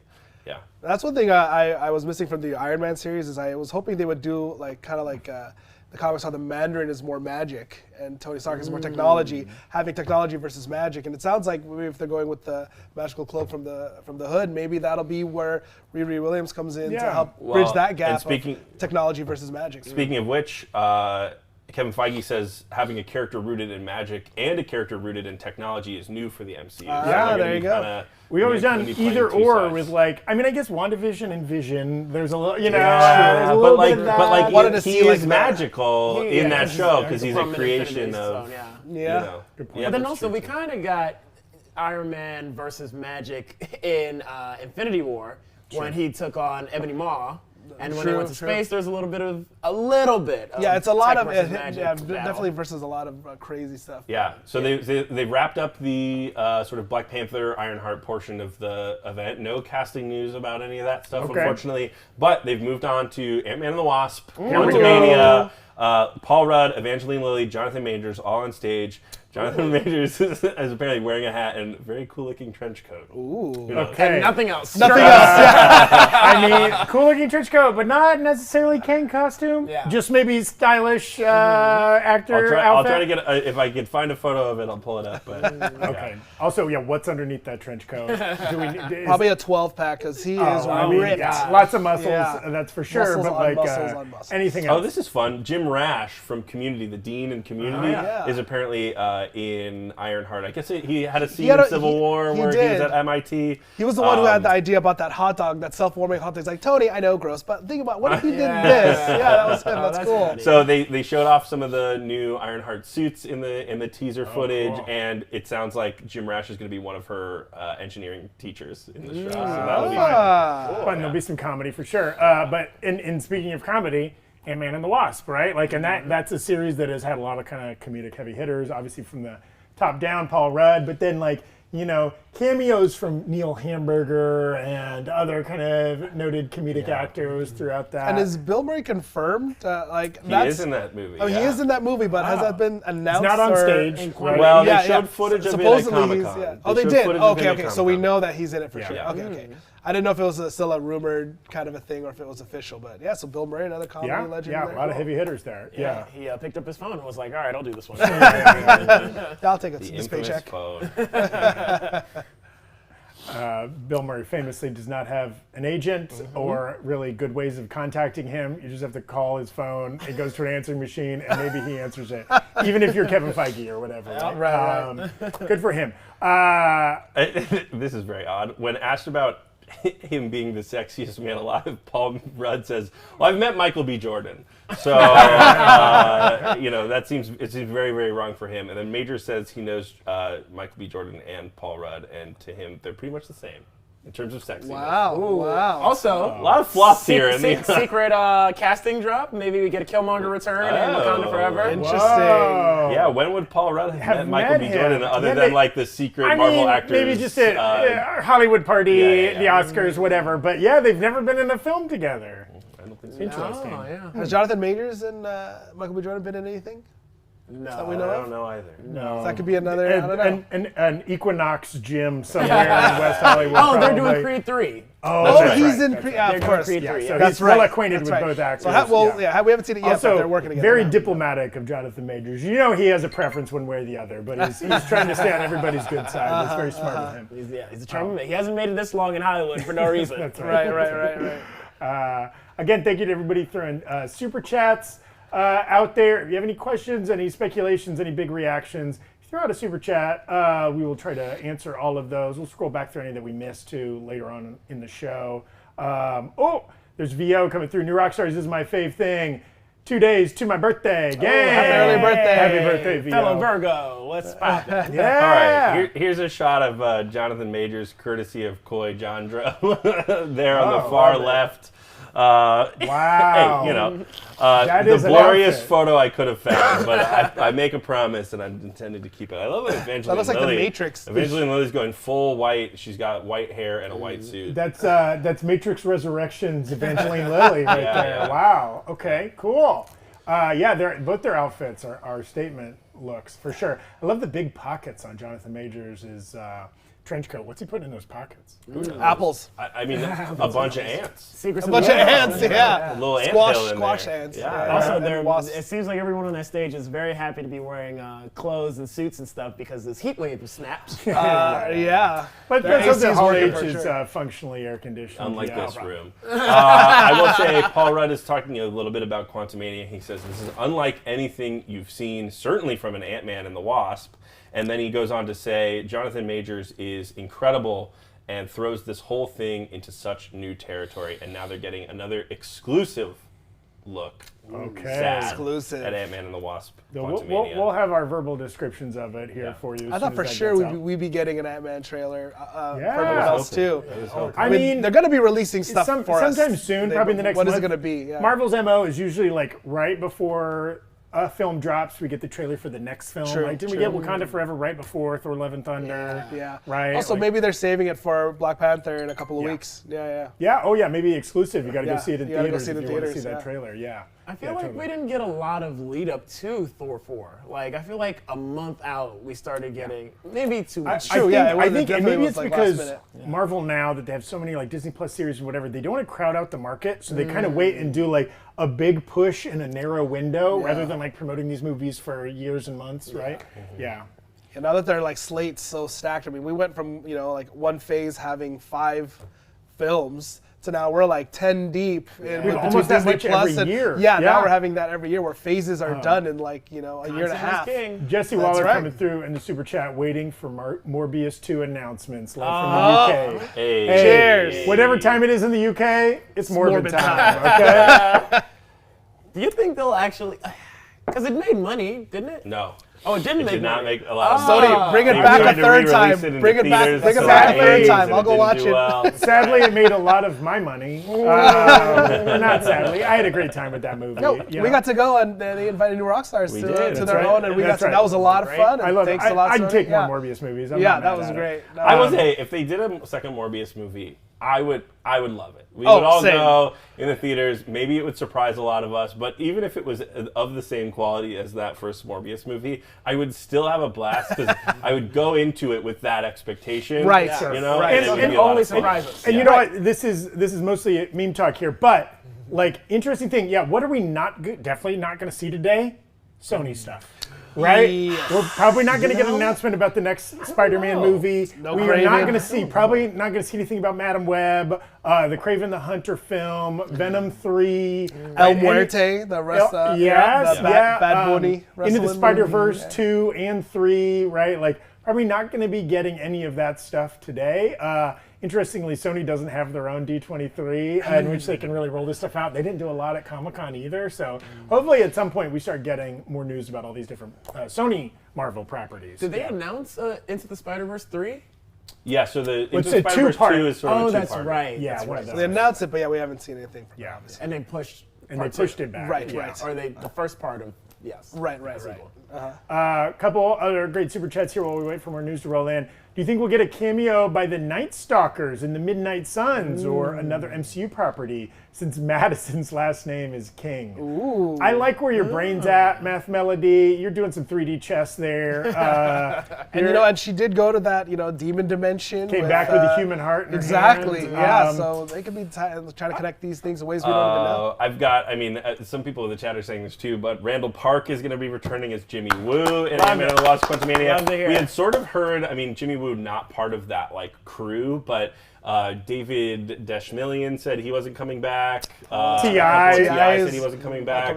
Michael Peña's a question Michael mark, Peña's right? still up in the air. We don't know, but it's exciting that characters like Jimmy Woo are going to be back in the MCU because they are truly some of my favorite parts of those Ant-Man movies. Yeah, absolutely. And again, Ant-Man, by far the most comedic franchise. Maybe. Yeah, but it sounds like from what they're saying, it might not be quite they're gonna take this movie seriously. I'm sure it's still a Marvel movie. It's still Paul Rudd's still in the lead. Peyton Reed's still directing. I'm sure maybe Chris McKenna's still writing. I'm not totally sure. I'm sure there will still be laughs, but I think that this movie is really kicking off the Kang sort of dynasty, right? Yeah, I don't think we should be expecting a She-Hulk level comedy. Right. Yeah, it's got to be a little more serious. Sorry, John. I got way too excited Holy about that. shit. They're talking about Werewolf by Night. It was worth it. Oh my god, that was worth it. Wow. We thought would never happen. Finally confirmed. I love that. Holiday special. The shadow hanging over all of us. God damn. Is this thing happening? When will we see it? When is it getting released? Well, we'll get, as you'll know by John's head exploding when they announce anything, if they show any footage. Well, I just saw here that it says it's going to be directed by Michael Giacchino, the composer, who's done all the most amazing. That has John been Williams previously kind of quasi. Yeah, he had given an Okay. interview in the past, and he was like, "Yeah, I'm excited about it," but he was really cagey. By the way, I do want to quickly describe some of the Quantumania footage. It sounds like it was the same footage from Comic-Con. Where we had Janet and we had Bill Murray kind of saying like, "Is that you, Janet?" So it seems like they know each other. But also there's some additional. There's an extended scene with Kang. He says something was taken from him and only Ant-Man can help steal it back. So the Kang is reaching out for help.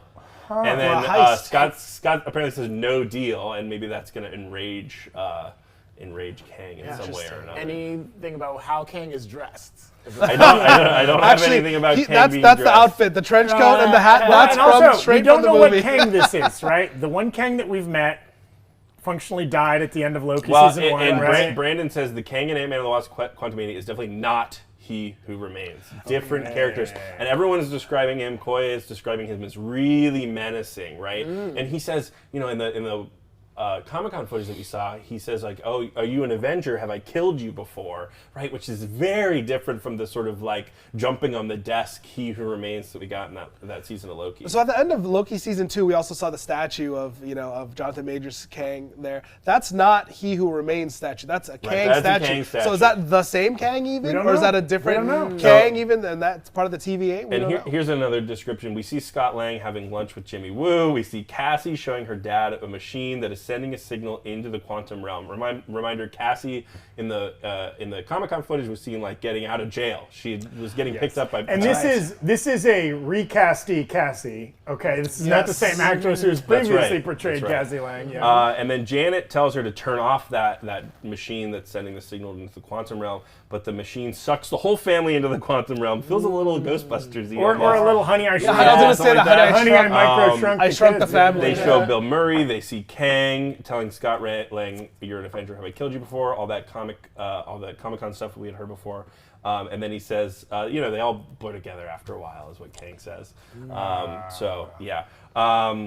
So Werewolf by Night, people are saying it's coming out next month. Of course. What? Yeah, it's October. I'm happy. I didn't think they were like with Thor, the quick lead up. You're right. Yeah. I didn't think they were going to be able to hit that target, but here we go. People who are unfamiliar with Werewolf by Night, Werewolf by Night is a werewolf in Marvel Comics. I'm not super familiar with him, but that is the comic that Moon Knight first debuted in. First So appearance of Moon we Knight. could see a little bit of Moon Knight. I'm not sure if this has been confirmed at the panel. I'll let you know if it has been, but there's been some rumors that it's maybe just a fun kind of campy, old school type horror short, maybe like 30 minutes, all in black and white, which is kind of fun, sort of harkening back to those, James Whale type horror films of the 30s and 40s. Like that, right? So Michael Giacchino, who's I think he's directed a couple of things before, like some short films for some movies that he's worked on.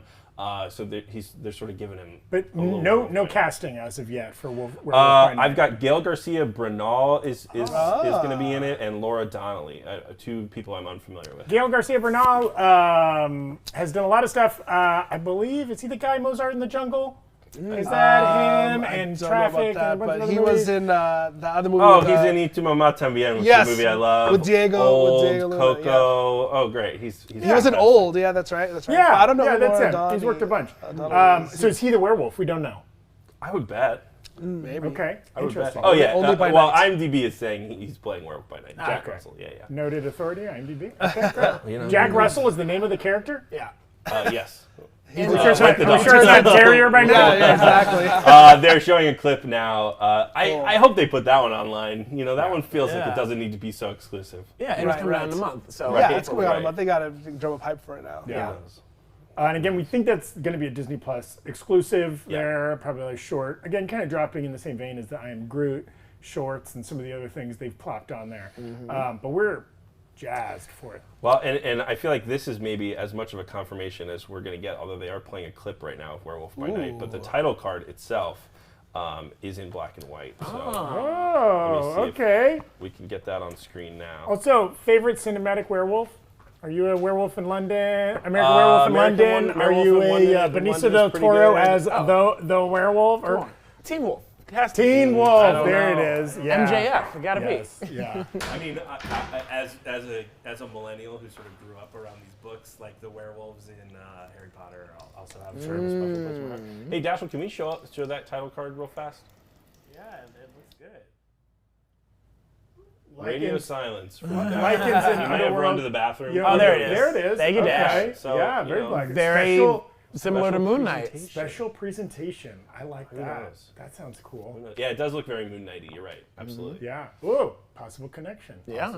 Possible connection. There were rumors that Werewolf by Night would show up in Moon Knight. I don't know if that was cut or if it was just bad info. Or was that just people misunderstanding the Egyptian wolf characters? The trailer is out, so we're going to pull that for you guys. Oh, here we go. As soon as we have it. Okay, great. Real quick, while we wait for that, a couple other super chats. Noob Master saying off topic, but is Sheridan Carter Sonny Birch's boss? Maybe we get an answer to that in Quantumania. Oh, yeah. Who was Sonny Birch working for in Ant-Man and the Wasp? We never found that out. Nolan wins 1027. Jimmy Woo better have more magic tricks. If you think for a second Jimmy Woo isn't coming with some next level sleight of hand, you, sir, are mistaken. I mean, this would be so cheap, and I would hate it in actuality, but wouldn't it be fun if the foil to one of these Kangs was just sleight of hand magic plus magic? It distracts him so many. There's infinite Kangs. At least one of them's going to get tricked by one Jimmy of them's Woo. an easy mark. Yeah, totally. Okay, great. Another 22 saying, I've always fan cast Brendan Fraser as the Thing. Yeah, his energy is out there right now. People are saying he's an Oscar favorite for his work in The Whale. Obviously, he connects to 90s kids, elder millennials, middle millennials who enjoyed the Mummy series, Encino Man. And George of the Jungle. George of the Jungle. Watch out for those trees.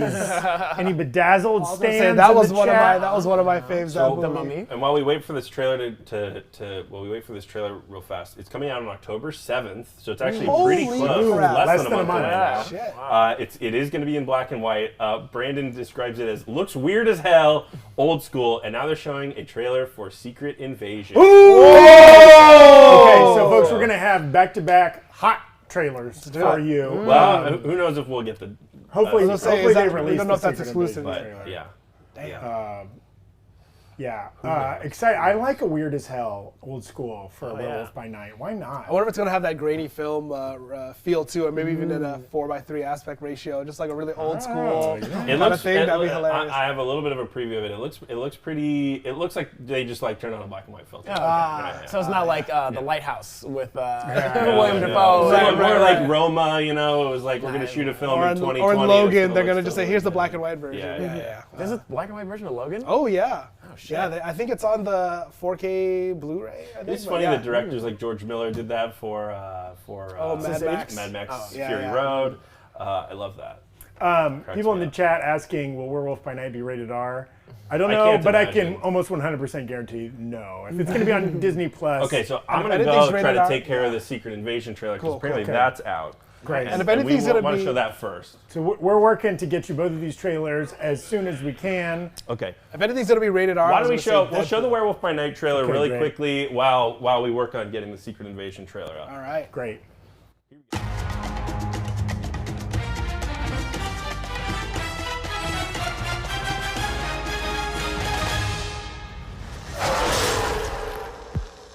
This Halloween, you can't escape the shock, the terror of Werewolf by Night.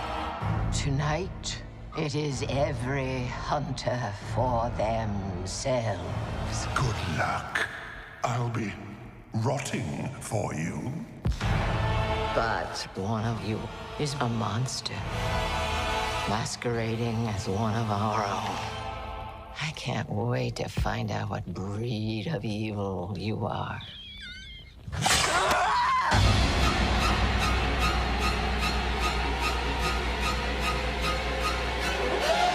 You wanna see this, darling?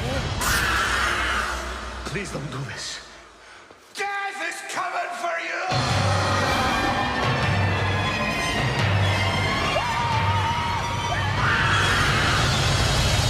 Werewolf by night.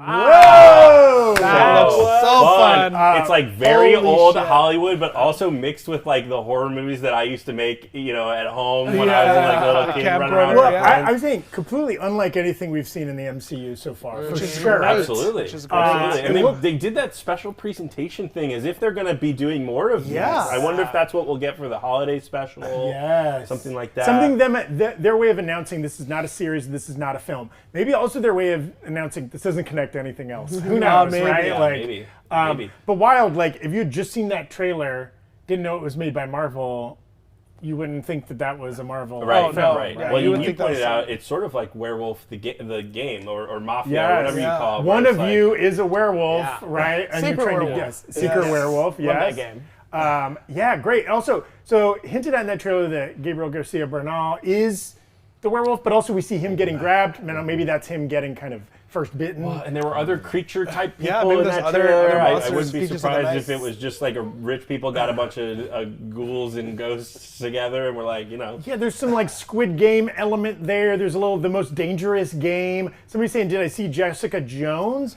I don't think Secret that's Invasion, Kristen. in a Secret Invasion. I don't think that was Oh. Kristen Ritter. I don't think that's Kristen Ritter's Jessica Jones. Well, no, in the Werewolf by Oh, it Night, did there's an kind of look like actress. someone that I looked think like Kristen I don't Ritter, know. I could be wrong, but it looked like the same actress who was in Umbrella Academy, who played that one of the sparrows. Oh, maybe. She was the one next to her, the melted face Is kind that of the, brother. would I you say, forgot that. Lauren Oh, the one who Donnelly spits. was The one who spits. It looked like it might have been yeah. her, but I don't know. It did look like Kristen Ritter, but I don't Okay. think it would be her. And I think they're saving. Either not going to use her ever again, or they're saving her for Jessica Jones and some sort of Daredevil, or introducing the Netflix characters. Real quick, all of these trailers, maybe not Werewolf by Night, but probably even Werewolf by Night, we'll be breaking these down on the new Rockstars Absolutely. channel. Eric Voss specifically will be going frame by frame, picking out all the little details, especially the ones that are getting publicly released. Now, like the Wakanda Forever footage, the Quantumania footage that's not getting publicly released, he would probably still do a recap video where he kind of covers, because he's there in the hall watching these. So just from memory, he'll be doing a breakdown. We won't have the footage there until that's released. But then anything else, any trailer, like the Secret Invasion trailer that we're about to watch. They're he'll moving be so doing- fast we can't keep up. They're on to Armor Wars now. We have a new title yes. card for Armor Wars. It's Justice real. for It's Cheetah. real. That's Dope. the title card for Armor Ooh, Wars. look It at is that happening. arc That reactor looks- type. Yeah, yeah, very Or even interesting. like outer spacey. Yeah. technology Oh, yeah. there? I don't know. Something interesting is happening. Okay. Yeah, sure. Do we have our Secret Invasion trailer, or we're still working on that? We're still John? working on Secret Okay. Invasion. We'll have that for you as soon as we do. Armor Wars is going to start shooting next year. Start That's still shooting. a little Okay, far. so we're- it's Okay, still a little probably not seeing further that till out. 2024 at the Yeah, earliest yeah, there. yeah. Mike Cairo in the chat saying, Man Thing confirmed? You know, I was going to say that same thing. In that trailer, I swear, and Eric will break it down for us, but there was a moment where it looked like the silhouette of the Man-Thing's face. And so that's what was making me think there's going to have a lot of monsters in this, maybe vampires, like what we talked about in Morbius with Blade coming up. But I also saw that Man-Thing moment. I know exactly what you're talking about.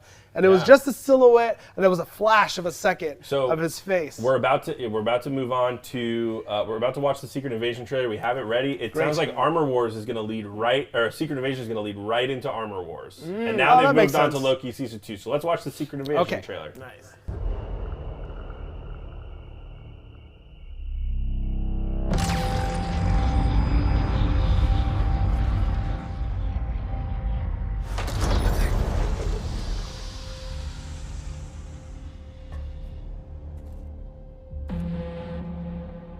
For years, you've been avoiding Earth. I have called for your help plenty of other times, and you've been pretty content to let those calls go straight to voicemail. Yeah, well, this is different.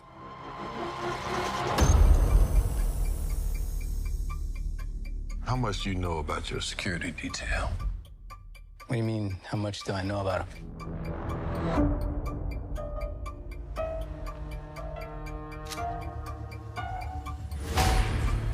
Fury, we gotta be very careful now.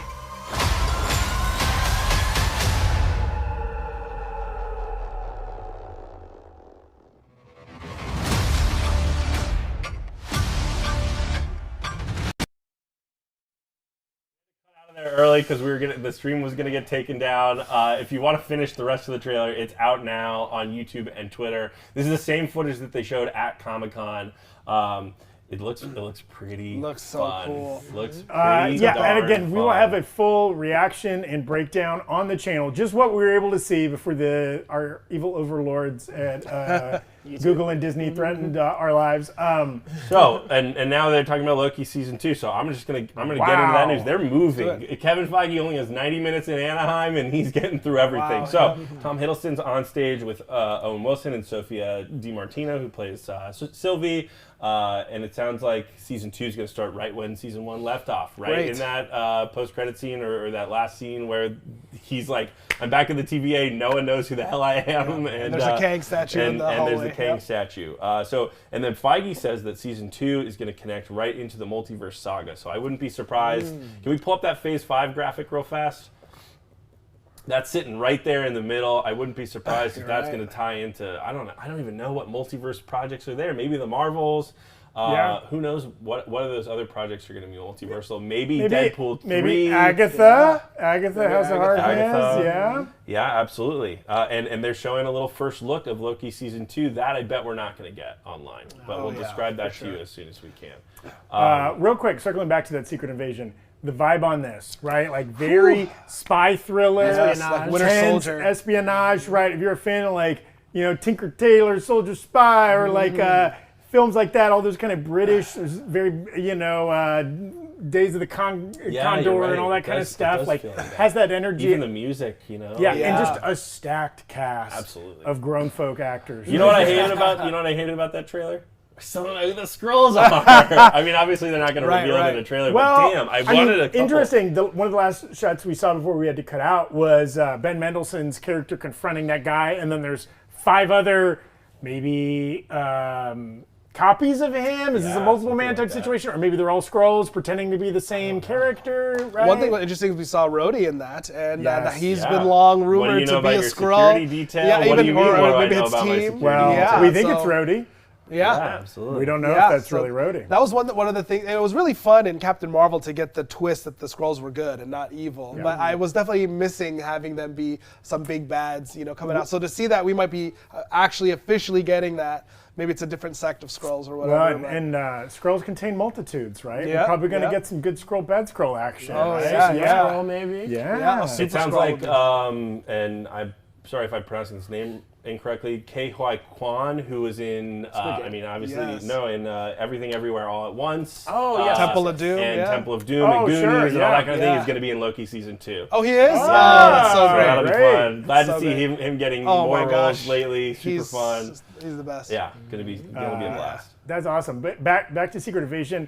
Love that look on Nick Fury. Oh, he's been growing the beard out up in space. We got the tease of the Funko Pop the other day, and we were like, this is fun. And oh man, it looks so good. And just interesting too. I mean, obviously it's going to be dealing with outer space, Skrulls, whatever. But I love that we're just seeing people with guns back in the MCU. Yes, you know what I mean? You want to know what they're moving on to next? What are they moving on to? Fantastic Four. Whoa! Four is up next, baby. Oh Give us my the gosh! cast. Okay. Give us the director. The dog's excited for Fantastic Not a Four. drill. Not a drill. Okay, man, what a good day. What a good day. What a great day. I know they haven't filled in any new movies yet. We still have. What, do we still have an hour to go on this panel? I can't remember. Time's flying when you're having but fun. man, oh gosh, it has been fruitful. I hope they still announce more movies. Who knows? Matt Shakman confirmed to direct. Okay, Fantastic it's out Four. there. It's been rumored for a couple weeks. Yep. So he's coming on from WandaVision. He directed all those episodes. Obviously, we saw some really cool sort of Fantastic Four-esque looks when Photon was sort of going through her transformation. That sort of felt like the right kind of tone and world that they would be doing. People in the chat are saying Krasinski. I don't trust the chat at this point. I'm waiting for my We'll wait till we stuff. see some of our in-house connections there. Again, we've got. It sounds like they're moving on to Echo. Oh no! We only news, got director, no not casting. A lot of news on that. Oh man! And they're showing a video with captions for Echo. Of course, she's deaf hearing impaired. Yeah. So that's pretty interesting. Oh, very cool. Wow. Shackman does not come up on stage. No, they say nothing for him to talk about, and they move on. Oh man! Feige tease. Now again, this movie is 2024. It's a ways out, I believe. Yeah, it's November 2024. 2024. There you go. Yeah. So we have. So it makes sense that they don't have anything to talk about really, but we're hoping for some casting. But that, they could still have people come out at the end like Ursula Ali. They could blade us. Maybe they could totally blade us. Yeah, circle back. And so real quick, as John kind of mentioned, no new projects mentions other than Werewolf by Night, which they were just sitting on, right? Like they were sneaking that one right under our noses. Armor Wars had previously been announced, but this is sort of the first time they talked about it again. And now, did we get it confirmed like where it's slotted? I don't see a date or anything like that for Armor Wars, other than the fact that Secret Invasion is going to lead into Armor Wars, so that it's shooting. Which is interesting. It's like Secret Invasion is kind of like a backdoor season 2, or Armor Wars is a backdoor season 2 for Secret Invasion, right? And Rhodey's in both, right? Both of those shows could kind of lead into. Yeah. I love that they have that. They're definitely covering the entire spectrum of Marvel here with with Werewolf by Night being like kind of a noir horror thing. Then they have Echo being a very street level thing. Then we have outer space things with Secret Invasion. In the Echo footage, there had been rumors that they were going to kind of play with her heritage and how that sort of gives her some kind of powers, being like Native American ancestry. And so now it seems like in the footage that they showed, there's a fight scene and they see Echo looking at her hands and the hands are glowing.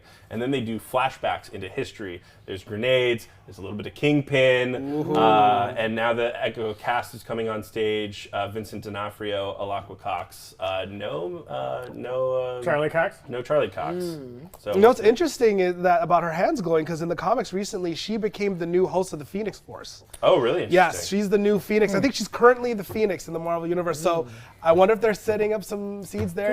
I mean, in her introduction in Hawkeye, she's a badass fighter, but we didn't see any hint at supernatural or otherwise powers, right? Yeah. It sounds like in the footage, Kingpin's donning that iconic yellow eye patch after he gets shot in the end of Hawkeye, and of course that's a storyline in the comics as well that they're going to bring into this season of Echo. Cool.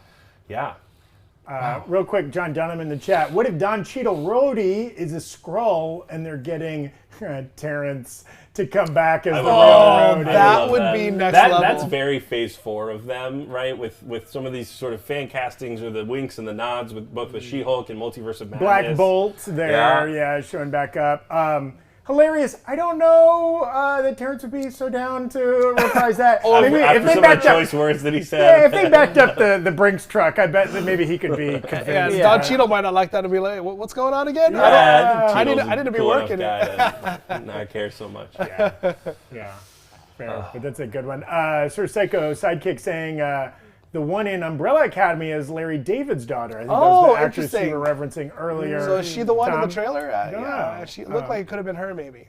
Interesting. We're getting some reporting from our on the ground. Tommy Bechtold, most of his correspondences have been tough because his phone's been covered in tears since Harrison Ford came out on stage. That might have broken Tommy Bechtold, but he'll be. Tommy and Brandon from the Breakroom cast will be reporting back. They've been in the hall watching all this footage, seeing all these trailers and announcements. And as soon as the panel is wrapped, they're going to call into us and report back on everything they've seen. So stick around for that. Yeah, it sounds like they're showing some footage from we already sort of talked about that. All the Loki stuff. The actor from Everything Everywhere All at Once is playing sort of like an archivist at the TVA. So a little bit of like probably the role that Eugene Cordero was kind of. Yes, but I was gonna say from Everything Everywhere All at Once that Jamie Lee Curtis played would be fun to see. Tax person or something. Yeah. Something similar to that. That's great. Let's see. Cody Lightning, one of the actors in Echo, says learning ASL was rewarding and that he plans to continue to learn. Alakwa Cox was on stage signing that this was only the second role that she'd ever had. I thought she was great in Hawkeye. Oh, yeah. And so some of the other casts are talking about, it sounds like the whole cast sort of did a lot of research and a lot of learning ASL for this show, because I imagine there's going to be a group of people that are just signing to each other, and we're going to get a lot of that. Similar to like, I think there was an episode of Master of None where a lot of that episode was just all signed and with subtitles. So I think that'll be a really cool. Only Murders in the Building had a similar episode built around a deaf character. Really fun, interesting ways to try to tell stories in different ways that I'm excited to see. It's going to be really cool. Yeah, and again, this is a corner of the MCU people are not as familiar with. We know Kingpin and kind of that whole Daredevil world, but like it's gonna be really fun to explore in that like it's not predetermined how this story is gonna go and who else might show up and what other kind of characters develop. The filmmakers here involved have a lot of freedom to kind of tell this story. And the really deeper cool. that we go into the Marvel roster now, being 10 years out from Avengers 1, we're seeing all these characters that, are new and that we don't really know what their future holds. Like when they're getting their own shows now, Ironheart, Miss Marvel, America Chavez. We're seeing all these people come out where, we're not going to be able to rely on the comics anymore in terms of being for a roadmap of where we're going to be. Echo, potential Thunderbolt. Oh, you gotta think, right? That would be that would be she definitely is on that edge. Do we see Julia Louis-Dreyfus roll in at the end of this series, being like, "I'm putting together a squad"? I want Julia Louis-Dreyfus. Maybe that's the casting that they'll announce. All of the Thunderbolts lineup. Maybe that's what we'll get at this panel. Who knows? Again, that's the next team up movie, right? That we're getting kind of at the tail end of this upcoming Phase 5, right? Middle of 2024 is the Thunderbolts film. Yeah, so like presumably they're going to be setting that up in a lot of these. It's not going to come out of nowhere. Chat's playing tricks on us. They're talking about a World War Hulk film. That would be fun. Talking about Deadpool 3 being called Maximum Effort, which is a quote from the first Deadpool movie, but also Ryan Reynolds' sort of production company. That would be fun. Also, I got to tell you, these Mandatory Fun mugs might look nice next to a Maximum Effort mug. Yeah. They don't look nice at all. Folks, again, don't buy that mug. Buy this mug that says Morbid Time at newrockstarsmerch.com. There's a bit of a competition. Whichever mug sells better by the end of tomorrow will become the official Breakroom mug. Buy a damn Morbid Time mug. It's the funniest thing I've ever seen in my entire life. And if it doesn't win, it's going to go away. It's got a clock on it, but all the numbers have fallen off because whatever time it is, it's Morbid time. Yeah, that's right. It's done in the graphic style of the opening credit sequence of Morbius. I've said this a couple times, but like 22 will be remembered for good things and bad. But the meme that will survive, that will bury us all, Morbid Time. Morbid Time. True. Morbid Time's eternal. It comes for us. And there's also lots of great other merch at newrockstarsmerch.com. Get your Hi, I'm Erik Voss shirt. Get our cool new latest obsession shirts that are built around House of the Dragon and She-Hulk. We kind of have a limited edition shirt that comes out for any like big series we're excited about. We'll have a cool one for Andor releasing in the very near future. And of course, there'll be a Wakanda Forever and every big Marvel Star Wars property that's coming out in the future. Don't trust anyone in the chat. The Echo cast and crew is still on stage. Vincent D'Onofrio said, "It's a great cast. I was so impressed by all of these people. They're just amazingly talented." He also said to bring Fisk and Maya back together was an absolute thrill. And now Feige's on stage leading the audience in a little ASL applause for the cast. It seems like they're going to exit. Okay, and then it'll be interesting to see what comes up next. Now, we've gotten, of the Disney Plus series that are starting next year, Secret Invasion, got that. Echo, got that. Loki Season 2. You know what? Sorry? Agatha, House of Harkness? Well, no, it sounds like D'Onofrio won't leave the stage. Wants to talk about Daredevil. Oh, let's go! Born again! Okay. So Daredevil's up next. Oh, please. Nice. Well, at first when you said Charlie Cox is out on stage now. Won't leave the stage. I was a little worried. I was like, is D'Onofrio making a scene? Yeah. Oh, geez. Charlie Cox is now on stage. It's too bad he's not in full costume. That would have been my pick for person. That would have been a good one. Like costume? Like Juan Carlos Esposito, Vincent D'Onofrio loves the Kingpin character, loves talking about it, loves active being on in it. Twitter. Yes. You know, when the Daredevil series was kind of in the interregnum between Netflix, he was very vocal, being like, "Yeah, let's keep this going," and he got his wish. Yeah. Man, if we get more casting announcements for Born Again, I know they're not going to have any footage or anything, but you know, if they want to bring back the actor who does Foggy, want to bring back Karen Page, you know, if they want to bring back some of the cast, you know, Rosario, she's there. Maybe she could come out. I mean, there's a lot that could happen. So they did do a little. There was like a sizzle reel playing in the hall yesterday at D23 if you were there in person, and they debuted this new Daredevil logo that we can throw up on screen real fast. So you get the classic DD. So good. Maybe that's going to appear on the new suit. Not totally sure. But that's very exciting. It sounds like they're going to start shooting next year, so obviously we're not going to get any footage or anything like that. It's so interesting looking at even like the released photos of Daredevil in his new suit. Granted, it's a yellow and red one, but if you look closely, it's the same design as a Netflix show. The exact same, just with a different color scheme and maybe with a DD added. So they're probably picking and choosing the best parts of the Netflix Born heroes. Again, baby. Exactly. Born And Again. what they want to bring that's in. a comic run, right? Yeah. It is, yeah. So it sounds like they're not showing Daredevil footage, obviously, because they haven't shot anything, but they are giving folks at D23 a little bit of a look at Daredevil in She-Hulk. So we still haven't seen any Daredevil episodes of She-Hulk yet. There's some rumors that that's not coming until a little bit later in the season. I want every episode to have a little bit of Daredevil in it. But it sounds like they're getting a little bit of that treat now. Nice. And of course, we'll describe all this footage for you in a second. It'd be cool if, you know, since they put the DD in the logo for Daredevil Born Again, there's some multiverse madness happening, and we get an appearance from Batfleck. Ben Affleck. Wow. And the OG. Darefleck. They can do it, man. They can do it. He'll wrap, you know, Flash whenever that comes out, because he's probably Batfleck in that. And then Aquaman 2. Aquaman 2. Yeah. So they're showing some stuff that we had. You know, there was a clip. The mid-season trailer for She-Hulk came out yesterday. Showed a little bit of Matt Murdock. This they're showing a little bit of Daredevil. He's in his yellow and red outfit. He says goons and henchmen are completely different animals. I don't know. I guess there's a differentiation between a goon and a henchman. I'm not sure. But also it says it looks like there's some chemistry between Daredevil and She-Hulk, which I'm going to read into and say different from the chemistry between Matt and Jen. Right. So it does seem like, you know, who knows? That's a fun, as I think it was you yesterday that pointed that out. Tom, it's a little bit of Batman Returns, right? Yeah. Where both the Bruce Wayne and the Selena Kyle characters are vibing, while the Batman alter and egos the are vibing. Yes. Catwoman characters are also vibing. Yeah. Very cool. Yeah, we're excited for the rest of She-Hulk. We've been covering that here. Jessica Clemens, cast member of the Breakroom, has been breaking all those episodes down on the new Rockstars channel. Doing a fantastic job. Doing an awesome job. Check out the breakdown of episode 4 that's out a couple days ago. It's great. And again, we'll be breaking down all of those for the rest of the season. Very cool. Folks saying all kinds of fun stuff in the chat. I want to shout out Sundari 419, Randall Park, also as Reed Richards. Hey. That would get a little complicated. Well, Randall Park was John Krasinski in The Office, so that's what I think he's going to joke on that. So yeah, good reference. So it'll still be John Krasinski, is what you're saying, yes. right? Yeah. I got you. Graveyard Depraved Gord, our friend who's often here in the chat. Even with my cold heart, Zaddy, I'm glad you are okay. For reference, yesterday on the show, Tommy Bechtel and I ate the One Chip Challenge. Lady of the Trap style, I might add. Lady in the Trap. We started on opposite ends of the chip and met in the middle. And both of us will never be the same. No. Okay. Yeah, a lot of people are concerned about you in the chat. They're glad to see that you're alive and running. Yeah. You guys, if you haven't seen it, you need to check it out.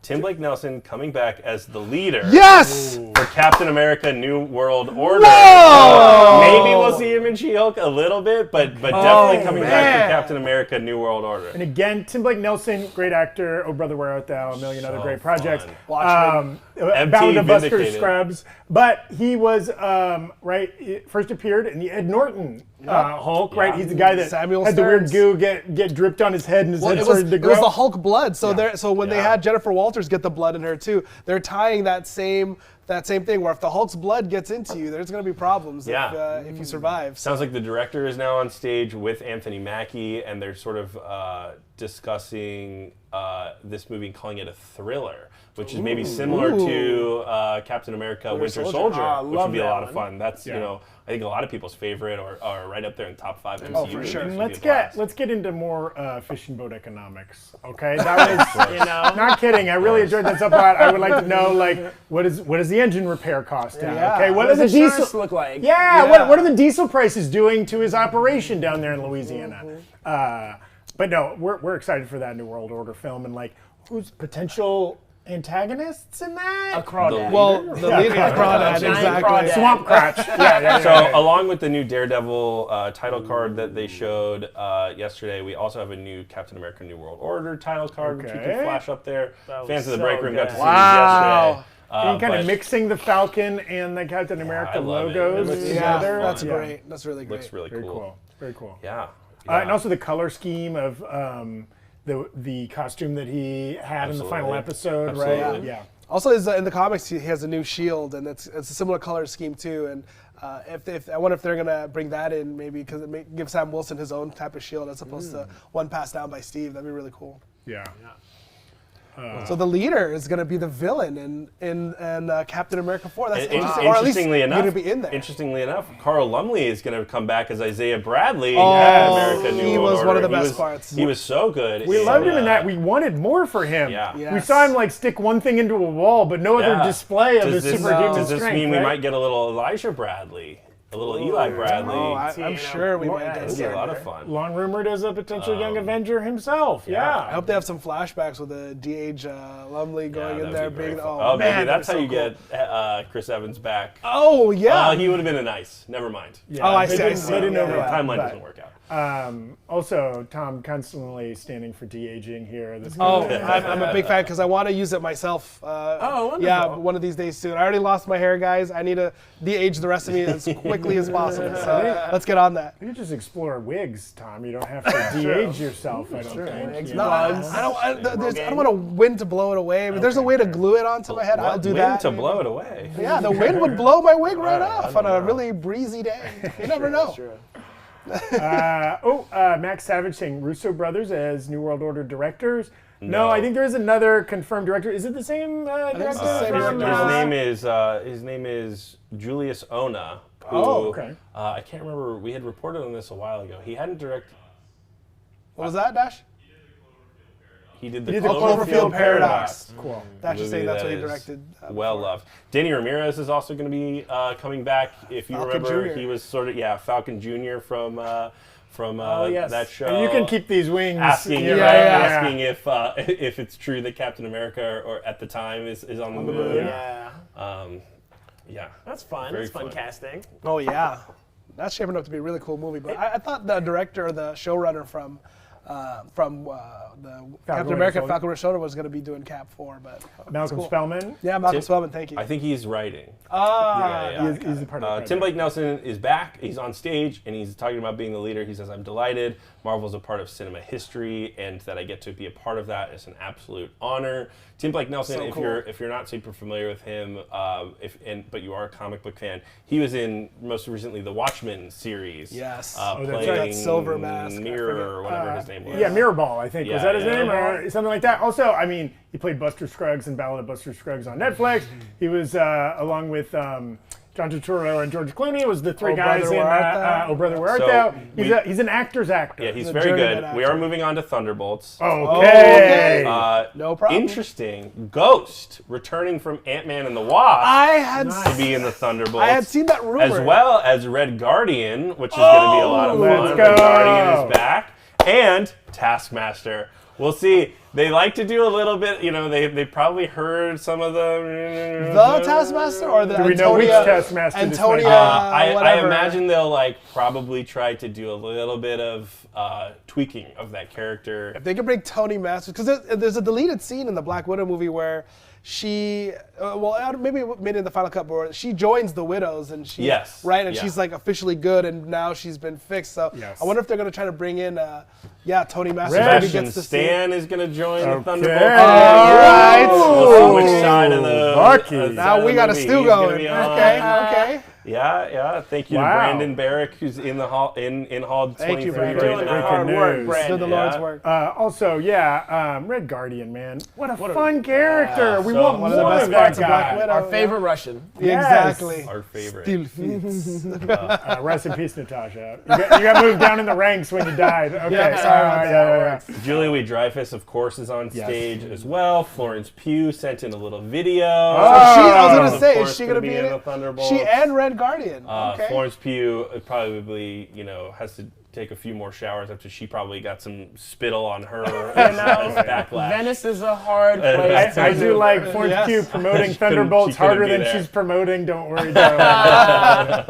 Love it. To backtrack to New World Order, Feige says New World Order takes place in a world without Avengers. But there's another group out there, and that's when they tee up the Thunderbolts. So maybe we'll get a little bit of Thunderbolts in New World Order. But I imagine this Captain America film will be sort of setting up Phase 6 and how we get more Avengers or young Avengers or new Avengers or whatever. And we've been fan casting the lineup for Thunderbolts for years, right? Even before the film was announced.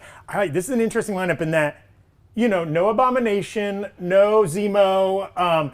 Feels like Zemo. A more good guy lineup than the kind of anti-hero Suicide Squad-esque lineup that we often get depicted in comics or that we've been kind of predicting. Like, these are more straightforward good guys. Can we get the photo up there? Oh, look at that. We've also got, of course, John Walker returning. Oh, okay, there he is. There's Mr. Mayonnaise. And I'm hard pressed to figure out, is that supposed to be Val on the far left there? Is that who that's supposed to be? Or is that Sharon Carter? It could be Sharon Oh, yeah, Carter. that's hard to tell. That looks like trying to Val. get confirmation She's in like for kind you of a shortly. business suit, dark hair, with the white stripe. I think that... This looks the poses look very Suicide Squad. Yeah. With both Florence Pugh's character and Red Guardian there. But what's interesting is them talking about a world without Avengers. That reads to me actually a little bit more dark Avengers than the traditional Suicide Squad type approach. So it'd be interesting to see. They have no direction. Feige has confirmed there are no Avengers right now, right? Tony Stark was funding the Avengers after the events of Civil War, and now with him gone, there's no one to sort of like A, pay for their shit, and B, kind of keep everyone together, keep everyone... Well, interesting. There's no Thor, exactly. Brandon Barrick on this show has been his big theory that is yet to be debunked. He's predicting that movie when it comes out is not going to be called Thunderbolts. It's going to be called Thunderbolts versus Young Avengers, mutants, something, right? And that it's going to be about this team being because why are they being assembled? It's something they need to fight, and you can't just put one person against that fight, right? It needs to be a team, so maybe they're fighting a team, right? Well, and it could be similar to, this Ant-Man and the Wasp Quantumania thing where Kang is asking Scott Lang for help. We could just see another villain asking the Thunderbolts for help on something it could be villains versus villains, right? Mm-hmm. Yeah, true. Like they could be assembling, all the old villains. And on the Ultimates 2 comic, that's kind of what they did, where they had the Avengers versus each. Then they're all their bad guys teamed up like a Legion of Doom type thing, and that's why they all fought. Maybe the Thunderbolts could be taking on all the old villains of the MCU coming together. Some of those names I referenced, Abomination, Zemo, etc. Maybe that's who a squad of them is who these people are going to be fighting. Yeah. So it sounds like they're going to be moving on to something else. Thunderbolts starts shooting early next year. We'll see what's next. Who knows? Yeah. No Zemo. I'm really surprised about that. No I would have put all my money. Yeah, maybe. I could also see Zemo being in the film, but not maybe being one of these main, 7 people that they have in this promo image. Sure. He could be taking a step back. Ghost, that's really cool that she's back. Yeah, very good. It's interesting. This is the culmination. This is the end of Phase 5, Thunderbolts, right? It's in the middle of 2024. Right. This next 18 months is going to be Phase 5, basically. Let's throw that graphic up real fast. Yeah, and this is at the end. Interesting but it is butted up right next to Captain America: New World Order. Well, right? also interesting. These are all mostly Phase 4 characters. Sure. In this film, absolutely. right? No Echo. With the exception of Bucky, right? Yes, who goes back to Phase 1, and I right? suppose Ghost is a Phase 3. Which maybe this is like a factor of actors can only do so many things at the same time. But no characters from Loki, no characters from Echo, no characters from the Marvels, right? Speaking of which, that's what they're moving on to next. The Marvels. Okay. Yep. Great. They're flying. Oh, yeah, they're whipping. And again, the Marvels and Guardians 3 and Blade are the other 3 films after Quantumania in this next phase, all of which we don't know very much about. Yet, hopefully. Yet. Yeah. Quick, we got a couple super chats we'll cover here as we wait for this news to leak in. Our friend Chrissy in the super chat saying, I am living for Yelena and Bucky. Hell yeah. Maybe this will be the Winter Soldier Black Widow romance we never got from the comics. Oh, I would love that. I like that. You know, Bucky is has been denied a nice romance. We know he was on the apps. He was trying to get out there. That's right. In Falcon Winter Soldier, but never got that. He didn't have his. Maybe it takes another assassin to to be able to go toe to toe with him. Yeah. There'll be some awkward chats about reproduction between him and Yelena. And lack thereof. Yeah, right. Tiana Paris and Brie Larson and our new Rockstars friend Iman Vellani are now on stage to talk about the Marvels. Okay. We'll get some more info about that coming up soon. I'm still curious. I don't think they've announced an antagonist for that film. We think it's probably having to do with a Kree Skrull war or something similar to that, but and maybe we'll learn more about that after we see Secret Invasion. But no real. So villain. far, just a Freaky Friday setup. Yeah, right. Something like that. Yeah. What if they're setting up somebody we haven't seen yet that's coming down the pipeline, kind of like a Kang situation where they're setting up someone new from deep space, obviously, that's coming through. What if it truly is Freaky Friday and Brie Larson just has to go to high school? Let's do it. Though she doesn't look like the Ms. Marvel character, so that would be extra strange. But yeah, excited. We don't know any beyond those characters. That's really all we know about that film, and it's not far out. It's that's the third movie we're getting in this next phase next year. Next year, about this time next year. After Quantumania, after Guardians 3. July 2023, we're getting the Marvels. Yeah, and you know, it's interesting. Speaking of Guardians of the Galaxy Volume 3, James Gunn tweeted that he wasn't going to be at D23 this year. He's working on Guardians of the Galaxy Volume 3 in the editing room. We'll see if they make any announcements about it or show some footage, but I wouldn't be surprised if they kind of keep the lid shut on that one. Sure, it is the next movie after Quantumania, right? We're getting this May of next year, so less than 12 months away. But we've been talking about, they're trying. It's a little different story with the D20 or the Disney Plus shows that they kind of want to promote and get excitement about. But these Marvel movies kind of sell themselves. Oh yeah. And it feels like they're kind of narrowing their promotional window so that they're not talking about these movies for years, but rather just for the window between the previous movie and the next movie is when they push it really hard. So we still hope to see some stuff. We got a fun look at the High Evolutionary and. Wait, is Holiday Special this Christmas? No, it's next Christmas, or it's this one. This Christmas. So this that December. might be the first Guardians thing we actually really see, because that's coming up really quick. And James Gunn sort of referred to that as the epilogue of Phase 4. So it seems like it'll maybe still have some Phase 4 stuff happening rather than kicking off Phase 5. Yeah.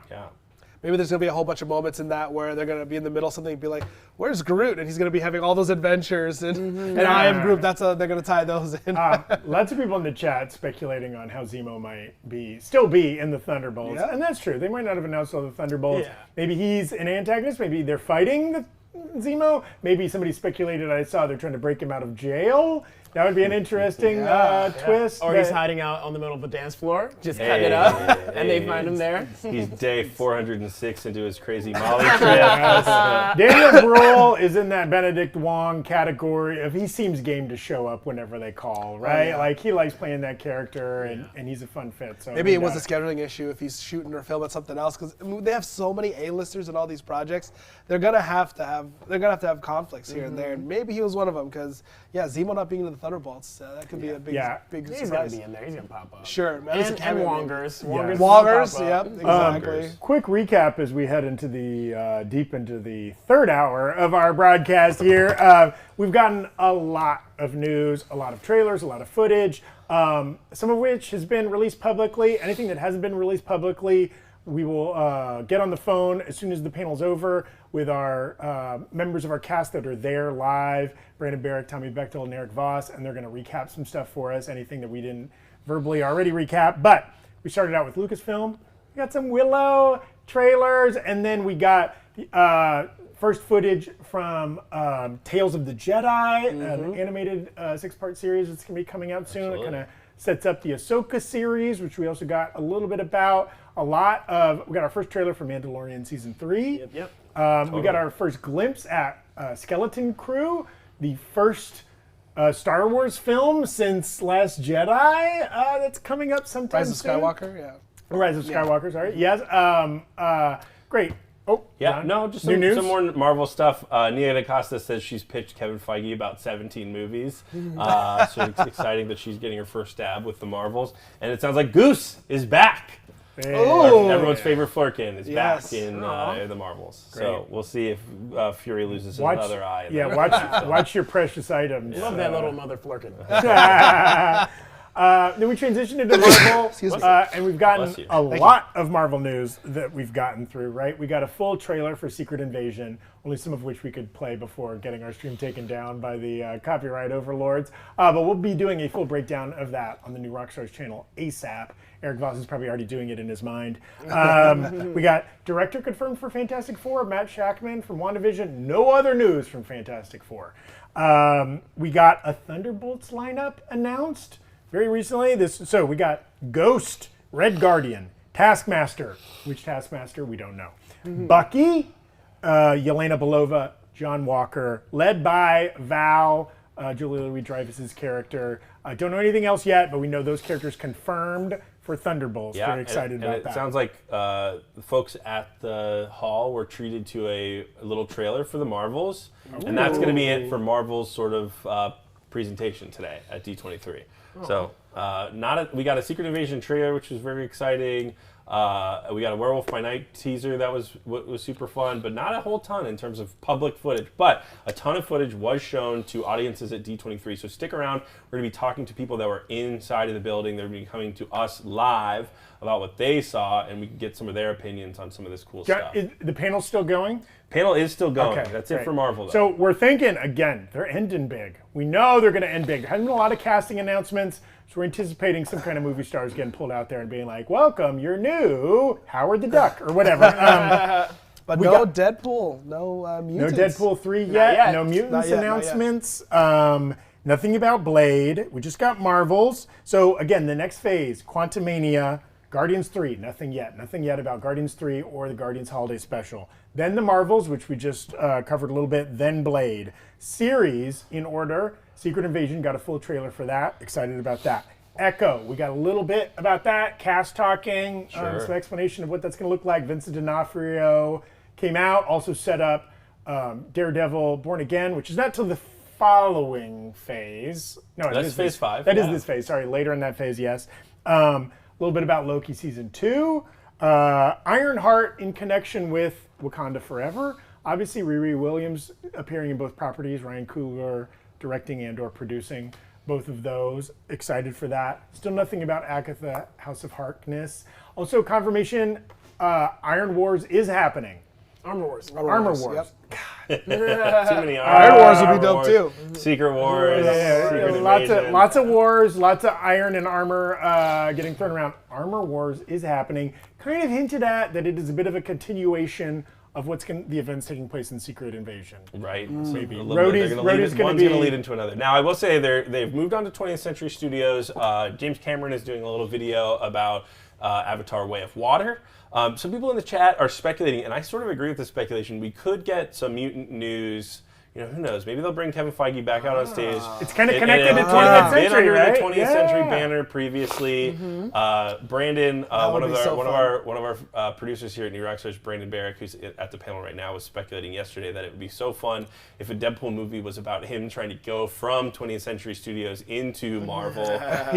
Who knows exactly what we'll get? But right now it's Avatar. Chris Cassio in the chat saying, "I want a Prey sequel announced." Me too. Oh yeah, at least that movie was great. Reinvigorated the Predator franchise. I wouldn't doubt it. That's one of Fox's, or formerly Fox, now 20th Century, one of their biggest franchises, along with Alien, Die Hard, Avatar. Absolutely. Right. They've also announced that Avatar 4 has begun filming. So Avatar 2 still not out. Avatar 3 in the can. They've just got to do post-production on that. Kate Winslet is just swimming, holding her breath for 10 minutes at a time. Gosh. Man, I excited. forgot they're doing 4 movies, you know. So Are they not doing 5? They're doing 7. Oh my God! Wait, I thought they were 7? slated to have 7. Good God, they Avatars. can't be doing 7 of these movies. Jimmy Cameron Jr. will be producing these movies in 2042. I'm not going to be around by the time the 7th one comes right. out if they keep postponing them like this.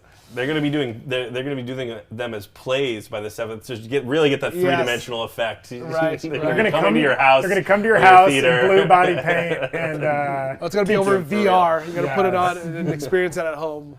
Wow. I mean, I appreciate the ambition. And if anybody can pull it off, James Cameron. The dude has not missed. Yep. Very excited for that. A couple other super chats we want to call out. Calais, however you pronounce your name, thank you so much. First time donating. Thanks very much for hosting this, y'all. You're doing the Lord's work, and it's been so much fun hanging out. It's been fun hanging out with you. Here.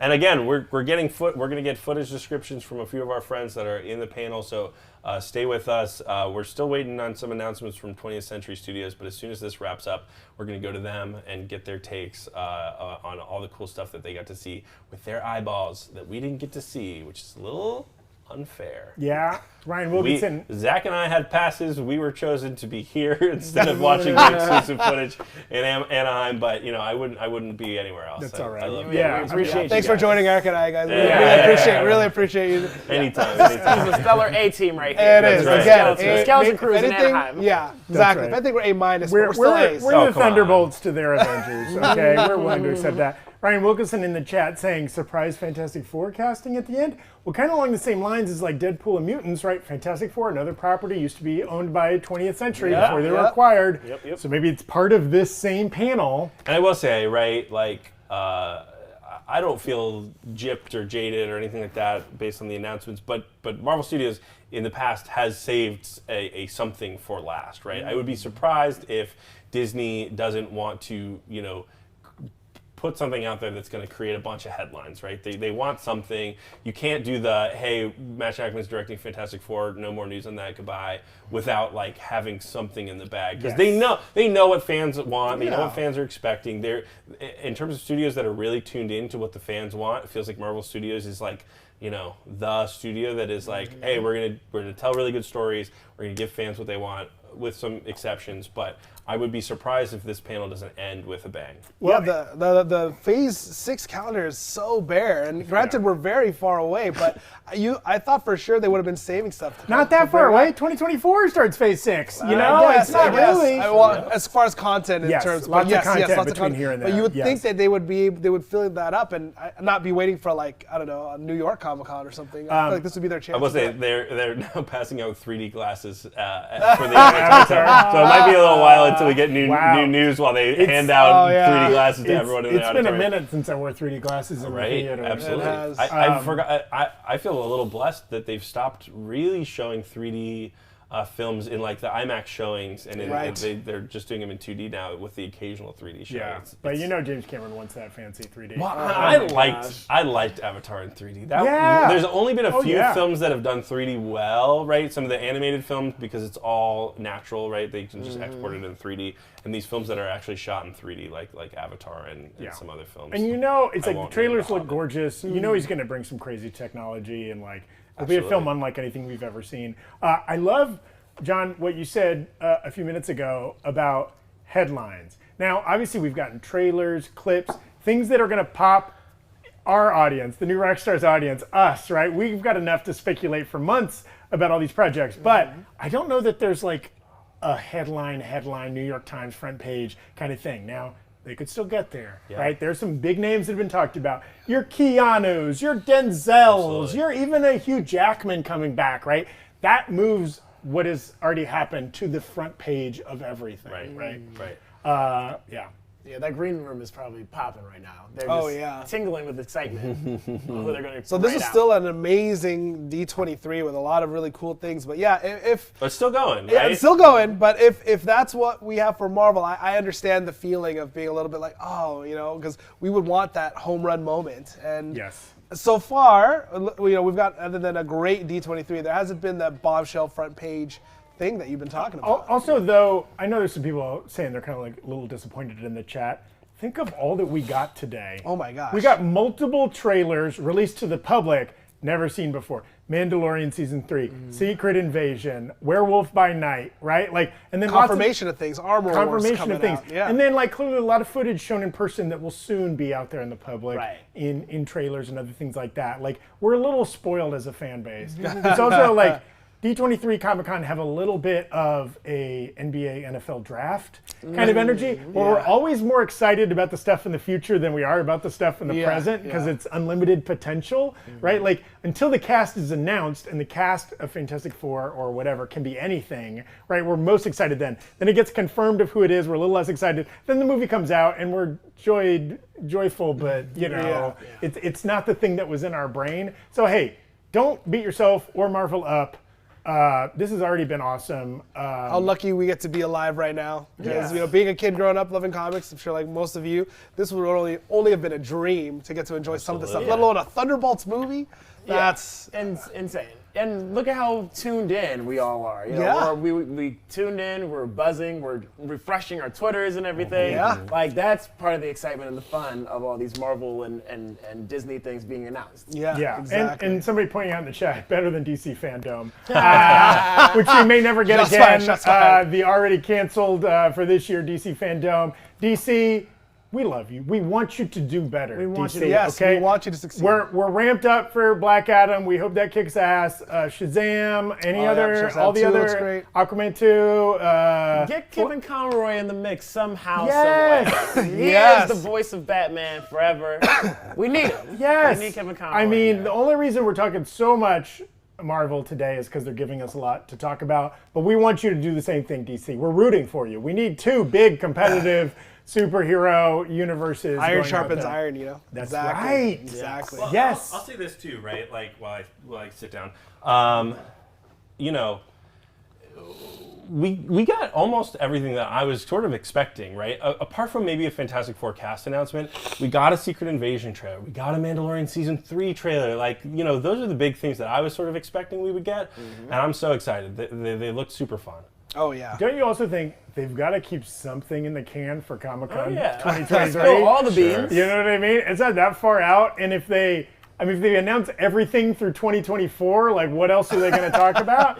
We're always going to be talking about stuff 5 years out. Yeah. Plus, can you imagine a studio making this much content, right? Like, this much high-level, expensive, fancy, interconnected content? They've got a lot on their hands. Now, they're the most, like, Disney is the hit machine. They make all the money, right? Like, they've had the best track record the last, like, 5 years, really, and, like, Marvel's been a huge part of that. But, like, yeah, they can't, I mean, there's only so much they can do at a time. We've got to be happy for what we're already getting. One thing I was just thinking, too, is that with Black Panther coming out so soon, we might get double trailers for, you know, before that movie. So you might be watching Ant-Man 3 trailer before that, in addition to other things that we didn't get to see today because they're saving it for the theater experience. So. Yeah. And not to take anything away from Avatar: Way of Water, which I think is actually going to be a really good movie. When has James Cameron ever disappointed anyone?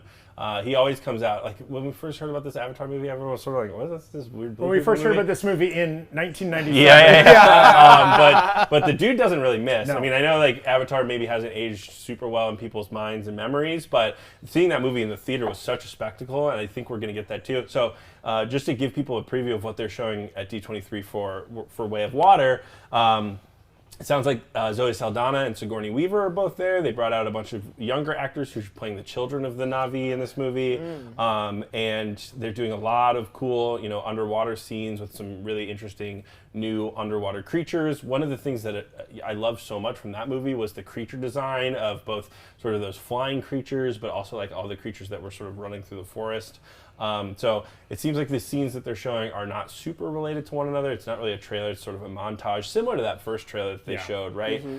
There's this, you know, a dramatic scene in the lab. It seems like there's a forest scene, so we are still going to be on land in a lot of these things, but I'm really interested to see what James Cameron is able to pull off. I was watching one of those Corridor Crew CGI videos that they do all the time, and they were sort of breaking down how difficult some of the water simulation stuff that they're doing in this movie is. And if nothing else, these Avatar movies are going to propel filmmaking forward in some really cool ways. And I'm sure even, you know, with Black Panther Wakanda Forever coming out with all of the, you know, Atlantis stuff, although I think it has a new name, they're doing all the water stuff with that. I'm just excited now that, you know, I'm sure the folks at ILM or whoever's doing the visual effects for these, Weta, et cetera, are sharing notes and working on the same projects, and it's just going to make filmmaking so much better, right? Yeah. Oh, yeah. And hey, now the 20th is under the Mouse House umbrella.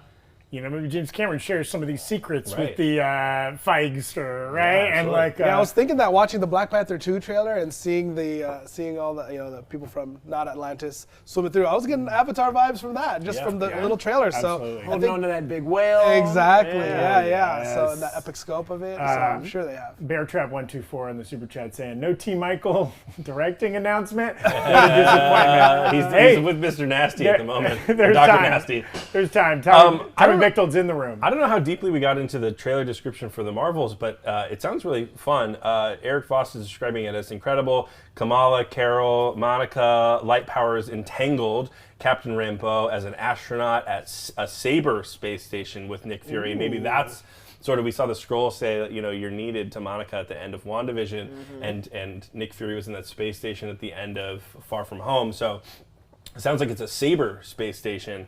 Monica touches a light field. Kamala is now in a space suit and kind of gives a wave to Nick Fury. I wonder if Fury is a public figure in the MCU.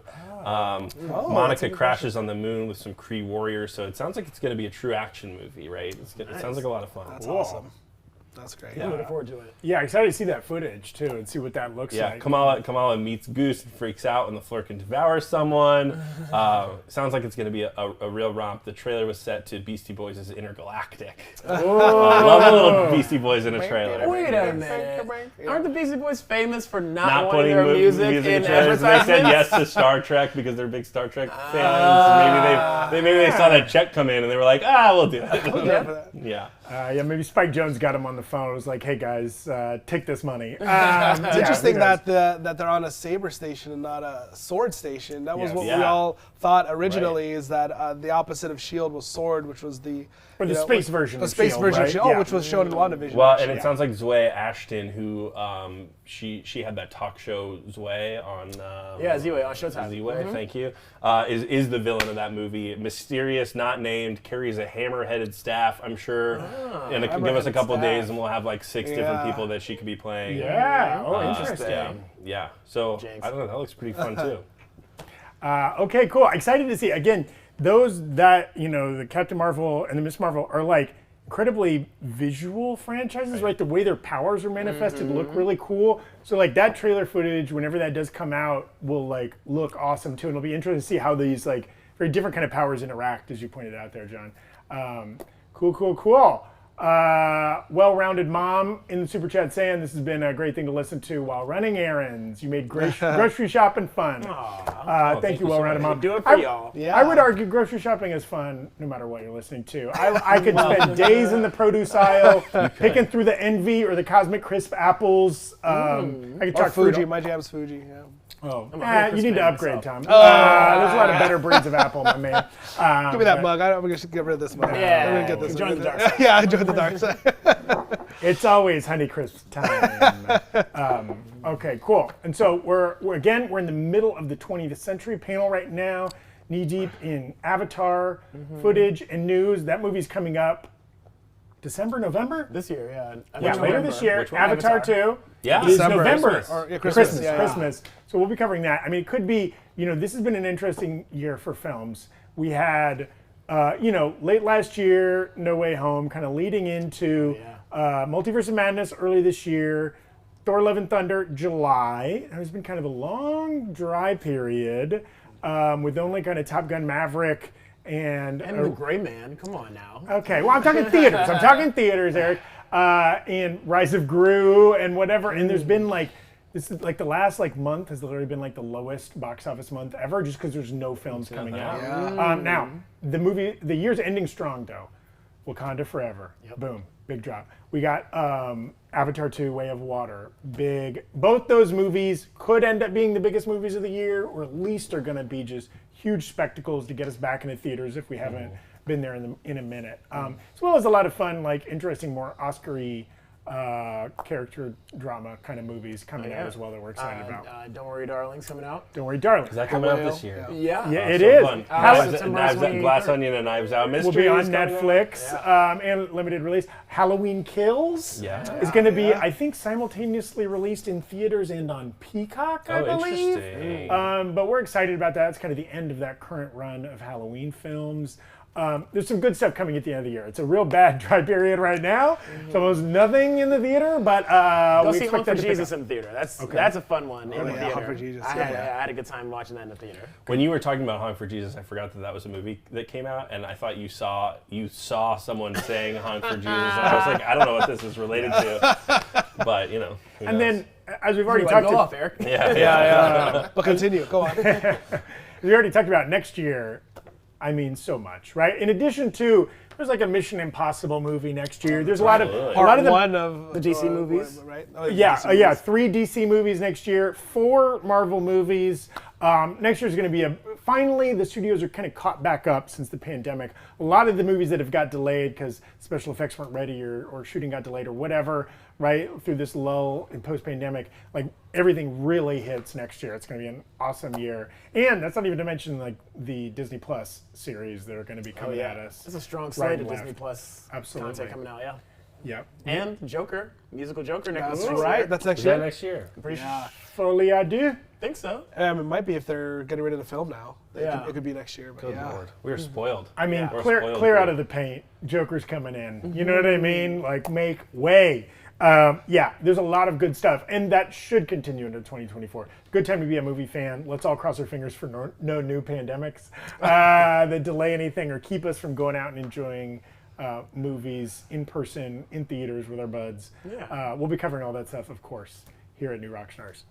And even though it's been a dry-ass period at the movie theater, it's been a pretty good time for streaming right now. We got House of the Dragon kicking it on HBO. We got Rings of Power, its weird sister-wife series on Amazon. It's doing fun stuff. And then, of course, we're in the middle of She-Hulk, and Andor's about to start off. Oh, don't forget Rick and Morty.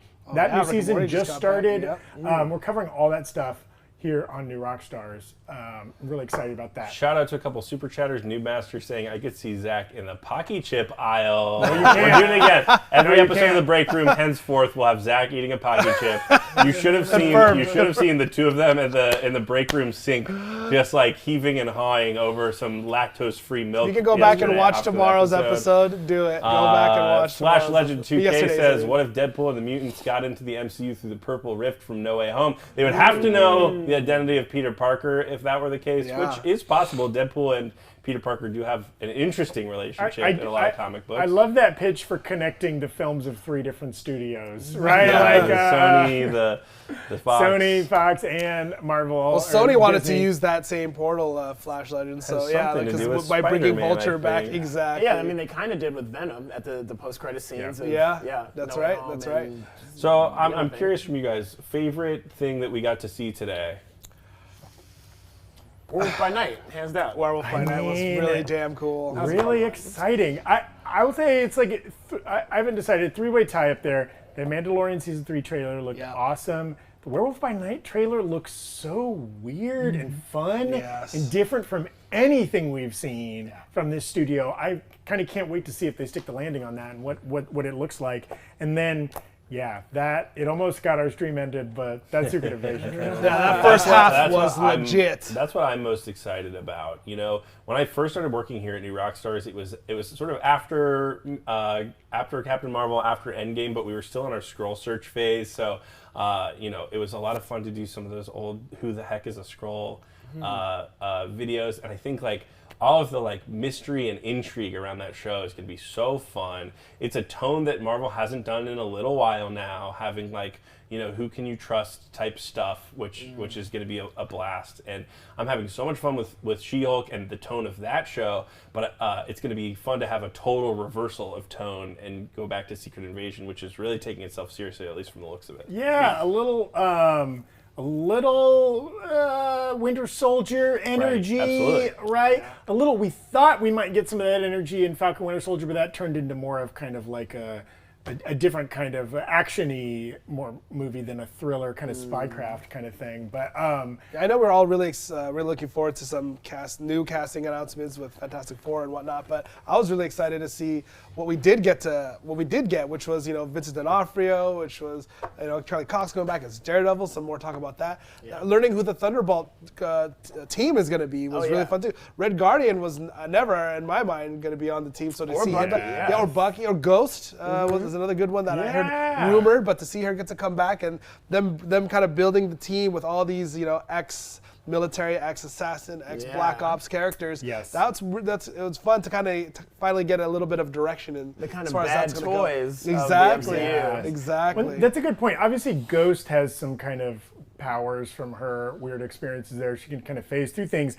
But otherwise, this is a pretty street level. Red Guardian has some equivalent of super soldier serum. But otherwise, like these John Walker, And John Walker, but like these are kind of like, it's a very street level team, unlike any version of the Avengers we've seen before that would also have like, more super powered creatures or Spider-Mens. Or John Walker whatever. and Red Guardian are kind of the same in that regard. They're both, super soldiers. And both have a chip on their shoulder towards old Captain America. Yes, they do. Right? Sure. Yes. Sure. Maybe we'll get to finally see on film the Red Guardian shield. That was something that under the toys and the figures that they teased. And I think even maybe the figure he was holding in the jail cell had it, but I never got to see him actually wield it. Is that vibranium? Is that, or maybe like there's that carbonadium, which in the comics is the other type of strong metal that Omega Red has.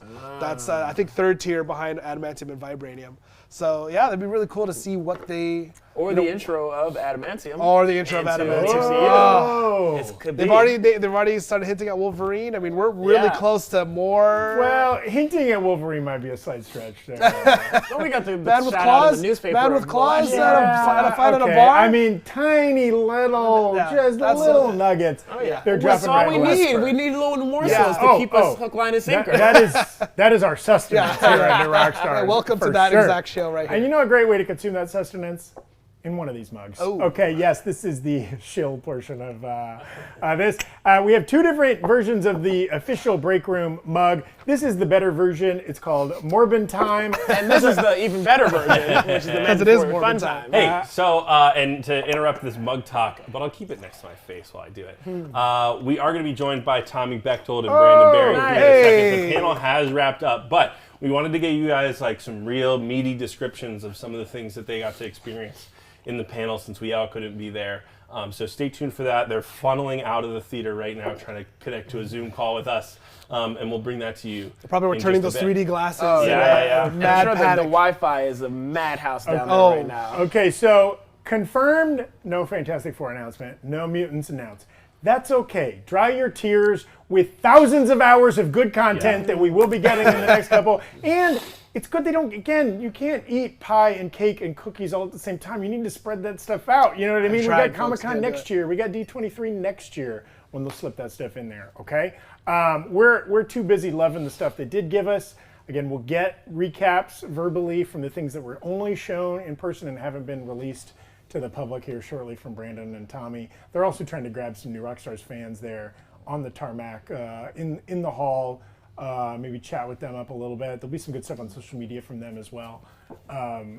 Cool. Great, we're working that out together. Oh, Theodore Harris in the Super Chat saying, will Bucky be in Captain 4? It's in the New World Order film.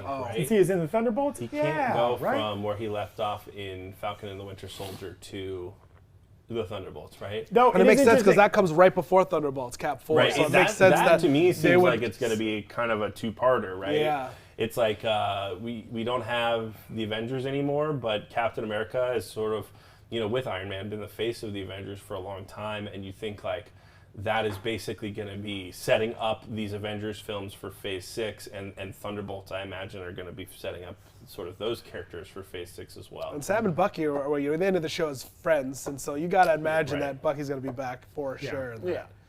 Yeah, if you can get Sebastian. Maybe he gets a little brain washy again. And what? Has to flip over. Daniel Bruhl was trying to, or Zemo was trying to do it in Civil War. Yep, with that little red book. Oh, yeah. So, Let the man have his completed arc, okay, John? You don't like us to have nice things, like a happy, fun, well-balanced Bucky. You only want darkness. Also, somebody pointed out in the chat, nothing from Agatha House of Harkness, which again is coming out next year. No casting, no anything like that. As far as we know, that has not started filming yet. No, I don't we haven't got any word about that. Any other casting beyond Kathryn Hahn returning as Agatha? I don't think. And then not a lot of Phase 6. Almost nothing Phase 6 mentioned. We did just the director confirmed for Fantastic Four, but we didn't get any updates on Wonder Man, any updates on a Okoye series. Nova. The only sort of the only announcement made really was Werewolf by Night, right? The only thing that we didn't already see on a chart or whatever. Which again, Armor Wars is kind of that. I keep being the one to be. Don't forget Armor Wars. Keeping us on it seemed like they had forgotten about it or something. Daddy Cheeto needs more respect than this.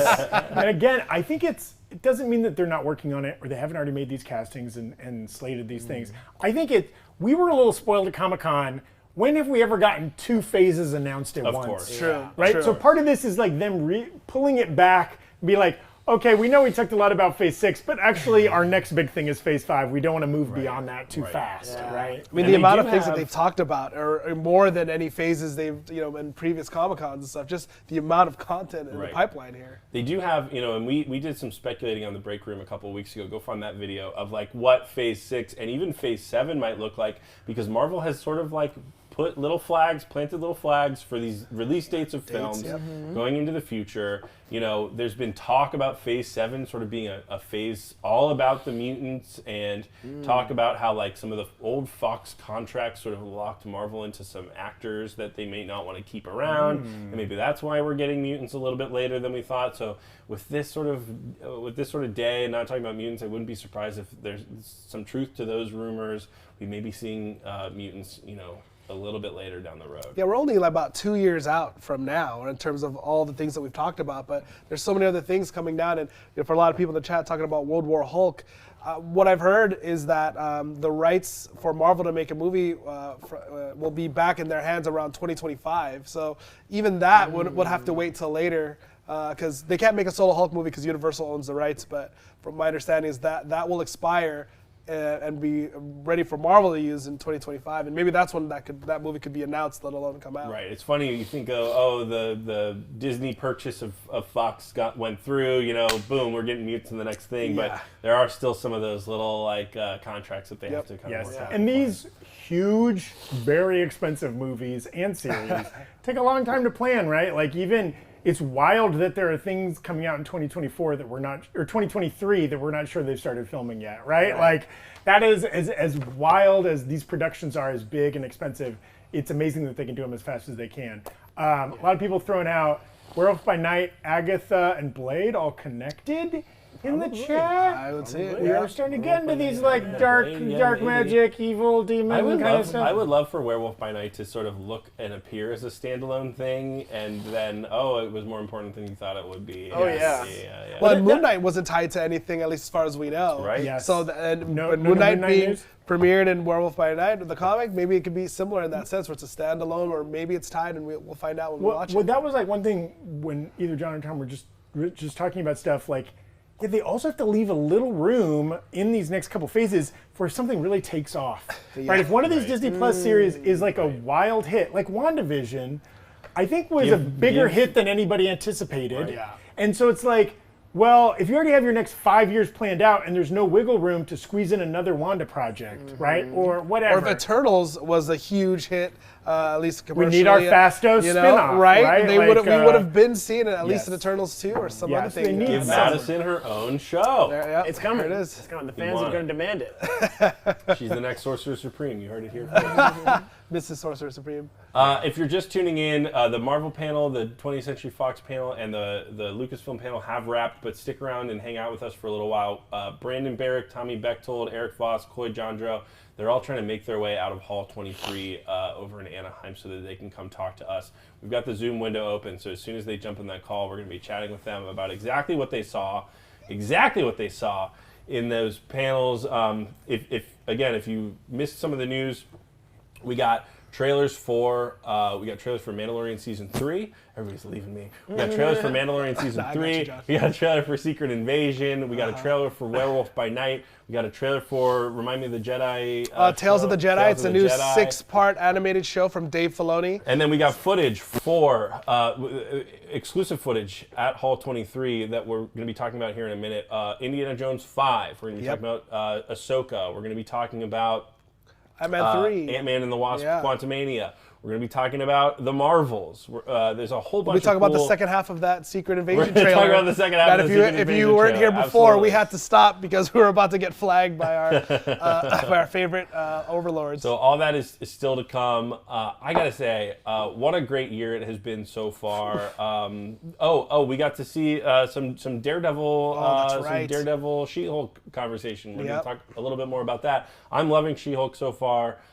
We're less than halfway through that show, which feels like such a blessing. All these short 6-episode series. I've wanted more from almost all of them. Oh yeah, every week the show ends. I'm like, oh geez, I wanted to watch some more. But we got 9 eps with this. With it being a half-an-hour show. Yeah. So I love Marvel is really expanding. It seemed like they were really stuck on this 6-episode thing. WandaVision being the exclusion, but some of those episodes were really short. Yeah. Now we're getting 9 episodes of She-Hulk. We're going to get 12 episodes of the first season of Andor. Well, they've already committed to 24 for Andor. Yeah, we're going to get 18 episodes of Daredevil. So I'm excited that they're sort of sitting there and saying, like, hey, we think this story needs a little bit more time and a little bit more room to breathe. Some of these Disney Plus shows have felt like they took their time in the beginning and they sort of had to rush to get to the end. Yes. I'm hoping with these like more expanded shows, they're going to be able to tell a story in a way that they want to with a little bit of extra time. Yeah, one of the things that I was talking about on a previous Breakroom episode is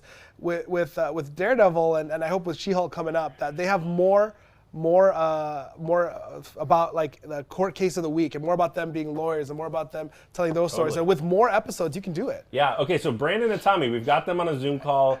Let's see if we can hear them now. Hey. Oh, do we need to unmute here? Hold on. No, don't. John, are you there? I can't hear that. Yeah, sorry guys, can't hear you yet, but I see you. You look great. I am unmuted. All right, we're trying to see if we can get them looped in. I don't know if you guys at home can hear them, but we can't hear them right now. We can hear so you can. Oh, I saw Brandon nodding. You can hear. Okay, great. I don't know. I didn't learn ASL for Echo, so I'm sorry. I wish we could do this otherwise. But John, they're calling it the Irishman of panels.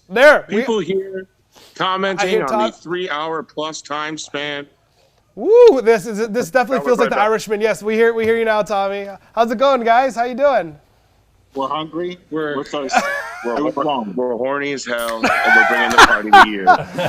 Well, hopefully it'll be Morbin time, and then you can take care of that, Tommy. Yeah. Hey, Tommy. Somebody tried to drink out of one of your mug designs, and their mouth melted. What? Oh. Wait, which mug? Tommy is reaching into his bag of tricks, and I think he's pulling them apart. You mean this mug? This mug that Kevin Feige begged me for at the panel? True.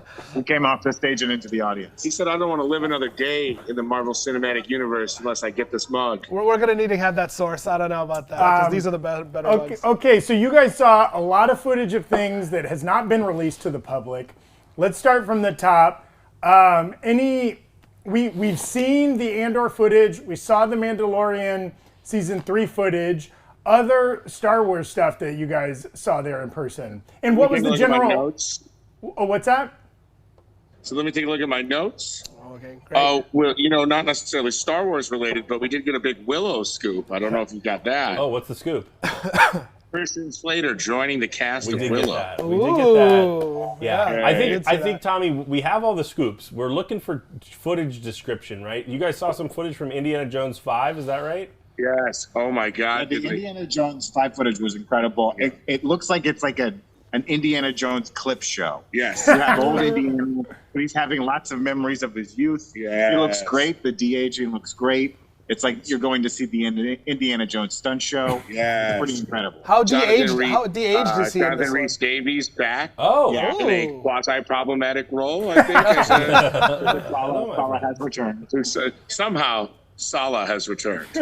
Phoebe Waller-Bridge looking like a proper Indiana Jones femme fatale. Yeah, it looks like they're going to go through like different adventures. Yes. So let's move on to Marvel a little bit. You guys got to see an exclusive clip, or was it trailer for Black Panther: Wakanda Forever, or both? They showed a clip from Black Panther: Wakanda Forever, and then they followed up with, I think, the trailer we've already seen, right? Yeah, with a couple news shots added into it. But the clip was like Queen Ramona, in front of the council. We saw the same council guy from Falcon and Winter Soldier that represented America. And they're basically like, yo, you're not sharing your vibranium, what's up? And they're like, we're not sharing anything with you guys. Because you're trying to take it. Yeah. Like we see a scene where like a military group tries to break into a place in Bali.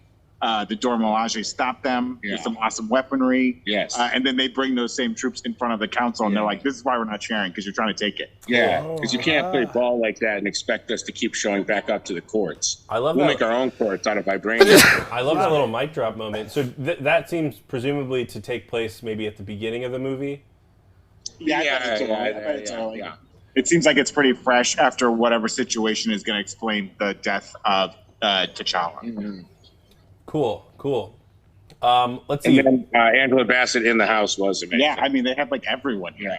Yeah. It was pretty nuts. Very well attended by the stars of films. Yeah. And screen. And then you guys did get a peek at Ironheart, right? And you got to see some of the suits. Can you talk about in comparison, how far along is she in some of the footage you saw to, completing some of this armor? Is it very kind of prototypey? Does it look more polished? It looked very much like the first version. It doesn't look like, I know there was that leak of that toy with like that red smooth armor. Yeah. It doesn't look like that. It looks like the kind of like put together, I'm building my own Iron Man suit with a box of scraps. I was going to say, in honor of Eric Voss, a real box of scrapsy trailer. Yeah. Real box of scraps. Yeah. And it was interesting. It was interesting how they described the show. Yeah. Like Kevin Feige was very much like, this is like magic meets technology. Yeah. Like Anthony Ramos was there, and his character is very much like on the magic side, and she's on the tech side. So how do you have him there and not make him participate in Rogers the Musical? Yeah, they did a live Rogers the Musical. It was beautiful. Absolutely insane. And I think friend of the show, Nico DeJesus, was there reprising his role as Ant-Man. Oh, they got the whole cast from the show together. I'm sorry, say that again? They got the whole cast from the actual show together? That wasn't just nobody? Except for Adam Pascal. He was not there. No, bummer. He was replaced. Yes. Bummer. He was subbed in. His understudy was in. Adam Wager. So did you get any footage? Wager joke for you guys out there. Did you get any footage? Did that come through? How did that play with the chat? And now, did you get any footage of Anthony Ramos as the Hood or any tertiary characters? Any his character Patrick, I think, or it was Parker. It was something very generic, but then they did show him donning like a tunic hood combo. Yeah. And was it one really of those like hoodies that like boxers wear that don't have sleeves on them?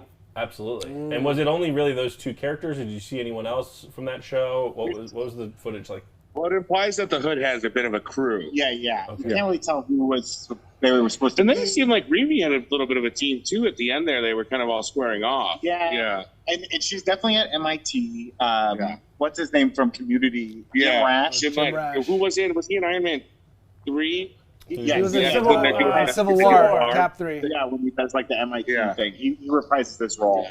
Yeah, so she's definitely at MIT. But they showed a skyline. I thought it was Boston. It was really fast. It's hard to tell. Yeah. Well, that would be Massachusetts, you know, as we all know, one of the worst states in the Commonwealth. Hands down, absolutely. Shout out to MT and Coy. Coy's here somewhere. So they talked about Quantumania next, and it sounds like, I mean, neither of you guys were at Comic-Con, unfortunately, but was it similar to sort of what we think we saw at Comic-Con? Can you talk about the clip that they showed a little bit? Yeah, it was like much more of a trailer. Yes. Like Scott Lang's on top of the world. Everyone's listening to his podcast. Yeah, he's totally sold out. He's selling his books. Yes. He's living it up. And it basically seems like his daughter got interested in quantum technology while he was missing, was working with Hank Pym. And she calls him Grandpa Hank. Was done, but like, she read all their journals while they were all gone. Basically, it seems like she built a two-way radio that can speak to the quantum realm, and Hope Van Dyne is like, or Janet Van Dyne is like, what are you doing? Turn that off. What are you doing? There's only Turn it bad off. people there. But they all get sucked into the quantum realm.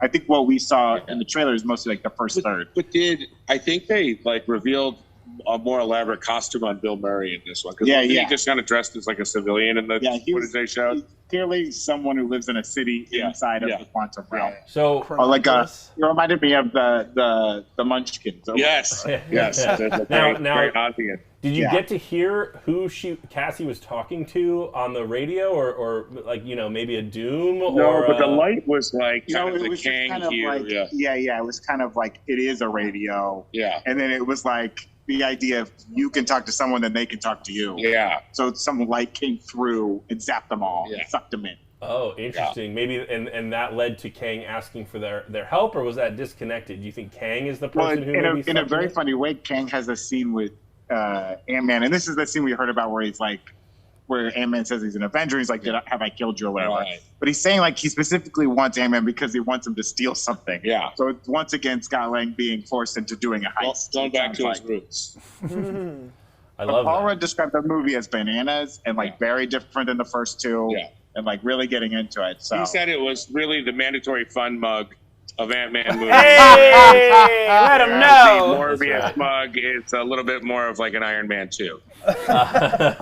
Hey, we got a couple other pieces of footage, but then they moved on to Loki season 2. How much McDonald's signage did you guys see? I didn't see any McDonald's signage. I didn't see not nearly enough because I don't recall any of it. Okay, great. What did we get to see? Eugene Cordero sighting. Which, he's in that. It looks like they're going into like the history of like the variants, like B-15 and Eugene Cordero's character and Ramona Renslayer. Yes. They're jumping through time.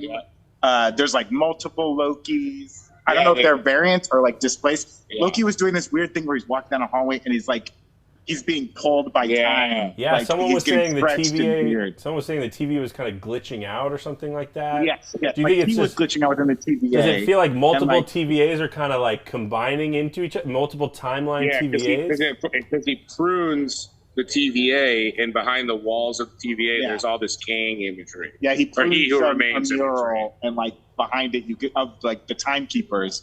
And behind it, you see like the golden faces of Kang, like the former statues. So something's definitely going on there. Yeah. Backtracking and, like, really. A lot of the cool, more like TVA kind of style. Mobius or Mobius. Mobius was in like a weird spacesuit. Yes. That was very 60s looking, like very cool shots. Kind of look like the suit Luthor wears in Umbrella Academy. Yeah. And I'm guessing, of course, forgive me, the actor who played Data in Short Round in Indiana Jones, joining the cast. Oh yeah, fresh from everywhere, everything all at once. Backtracking real quick, BearTrap124 says any MODOK clips in the Ant-Man footage. Do we see any? I think they showed like the outline of like the tentacle with the giant head thing. They showed it a couple times. One from far away and the one up close, but it looked like it was like a mask. It didn't look like a MODOK's face. Yeah. Like it didn't look like it was. And the Kang we saw was still just Jonathan Major's face, no Kang mask. Yes, that's what I was waiting for. Okay, and then no Kang mask. Did you guys glean of any plot for Loki season 2? Any kind of guesses where that show could go? I mean, Tom Hiddleston said basically it picks up where season 1 left off. Yeah, that they're like sucked into it. He's back at the TVA and he's got to kind of convince them like, hey, things are wrong. Yeah.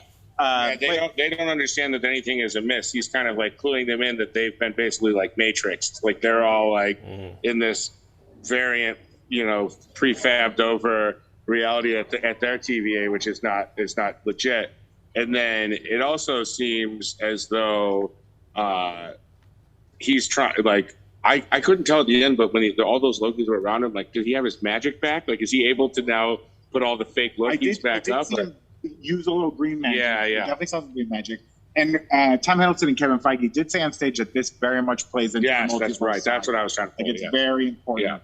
Yeah. How do you think that'll tie in? How do you think that'll tie in? We pulled up a Phase 5 graphic when that news broke, and it didn't seem like there were a ton of, multiverse shows and movies coming out after Loki season 2. Did you get any kind of glimpses of how it might tie into the multiverse saga like that? Do you think they'll be bringing in things from movies that we've already seen?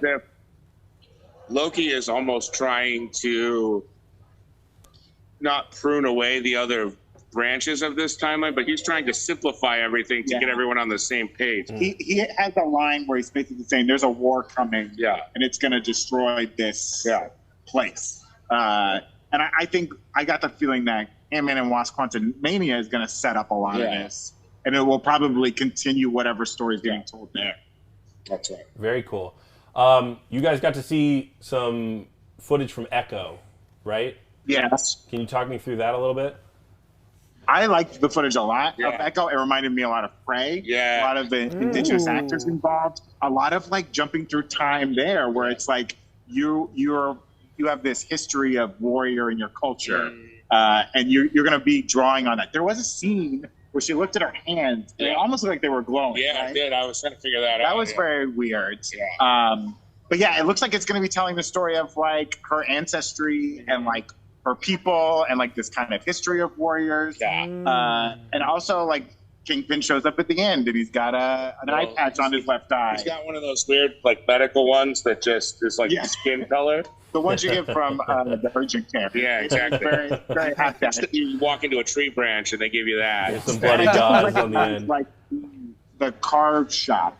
From the Hawkeye show. I think we're going to be going back there, see some of that. A bowling alley scene. Yeah, there was some good action. Was that Flea she was finding? Did Flea get to be on this show too? Maybe a Flea sighting. Love a Flea cameo. So did you get the impression now that Vincent D'Onofrio as Kingpin is going to be more of a cameo role, or do you think he'll be more of a mainstay in that show? I don't know. He talked about having some really crazy, intense scenes with her. Say that. A lot of these, so they had a lot of one-on-one scenes together where they got to like get into all this crazy, like leveled emotional scenes. So I'm wondering what his involvement is, because we know, because immediately after Charlie Cox came out, he's getting out of that show alive. Yeah. Because he's going to be in Daredevil. Yeah, very interesting stuff. Okay, the next film that they sort of talked about was The Marvels. This one, to me, by description, sounded like the most fun. It sounded kind of like a romp. We skipped over Secret Invasion and Armor Wars. There was some Secret Invasion and Armor Wars. We sort of got to see those things ourselves. Okay. Did they show you? Armor Wars hasn't started filming. Was there any crazy news that we got out of that maybe we haven't already heard? We got a logo and confirmation that they're going to film it. Okay. And Cheetos involved. All right. So The Marvels. Talk me through some of that footage. Does it seem like the three of them are all kind of going to be together from the jump, or are they going to have to find each other? I think it was really fun footage. Yeah. It starts on a space station named Saber, which is an acronym. I couldn't catch what it stood for. And that's the Far From Home. That's the Far From Home. That's the Far From Home space station. Maybe that. No, it looked completely different. Okay. It looked very different. And it was Nick Fury was on it. I know there's like the Peak space station in the comics. I don't think there's a Saber space station. I don't know. Anyway, it looked like the Peak though. It was very long. Like so you got to see the outside. I'm sorry? You saw the outside of the space station. Yeah, we did see the outside of it. Great. Very white interior, and it looks like there's some weird hex in space. There's a blue hex. Yeah, there's like a weird shield. And Monica goes up, and she's in the spacesuit, and when she touches it, she swaps places with Kamala Khan, is in the spacesuit. Yeah.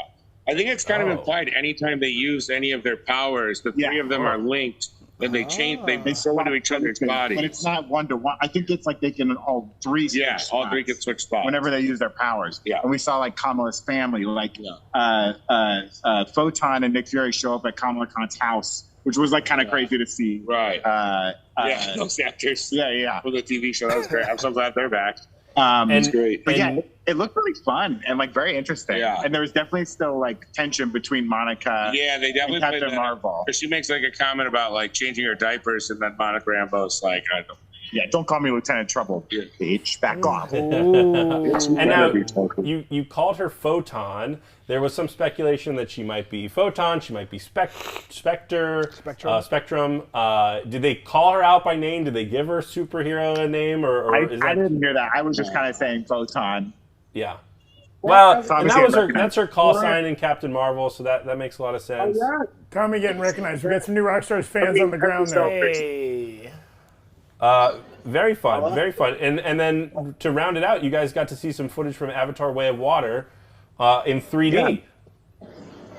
They rushed the audience with 3D glasses. They passed them out.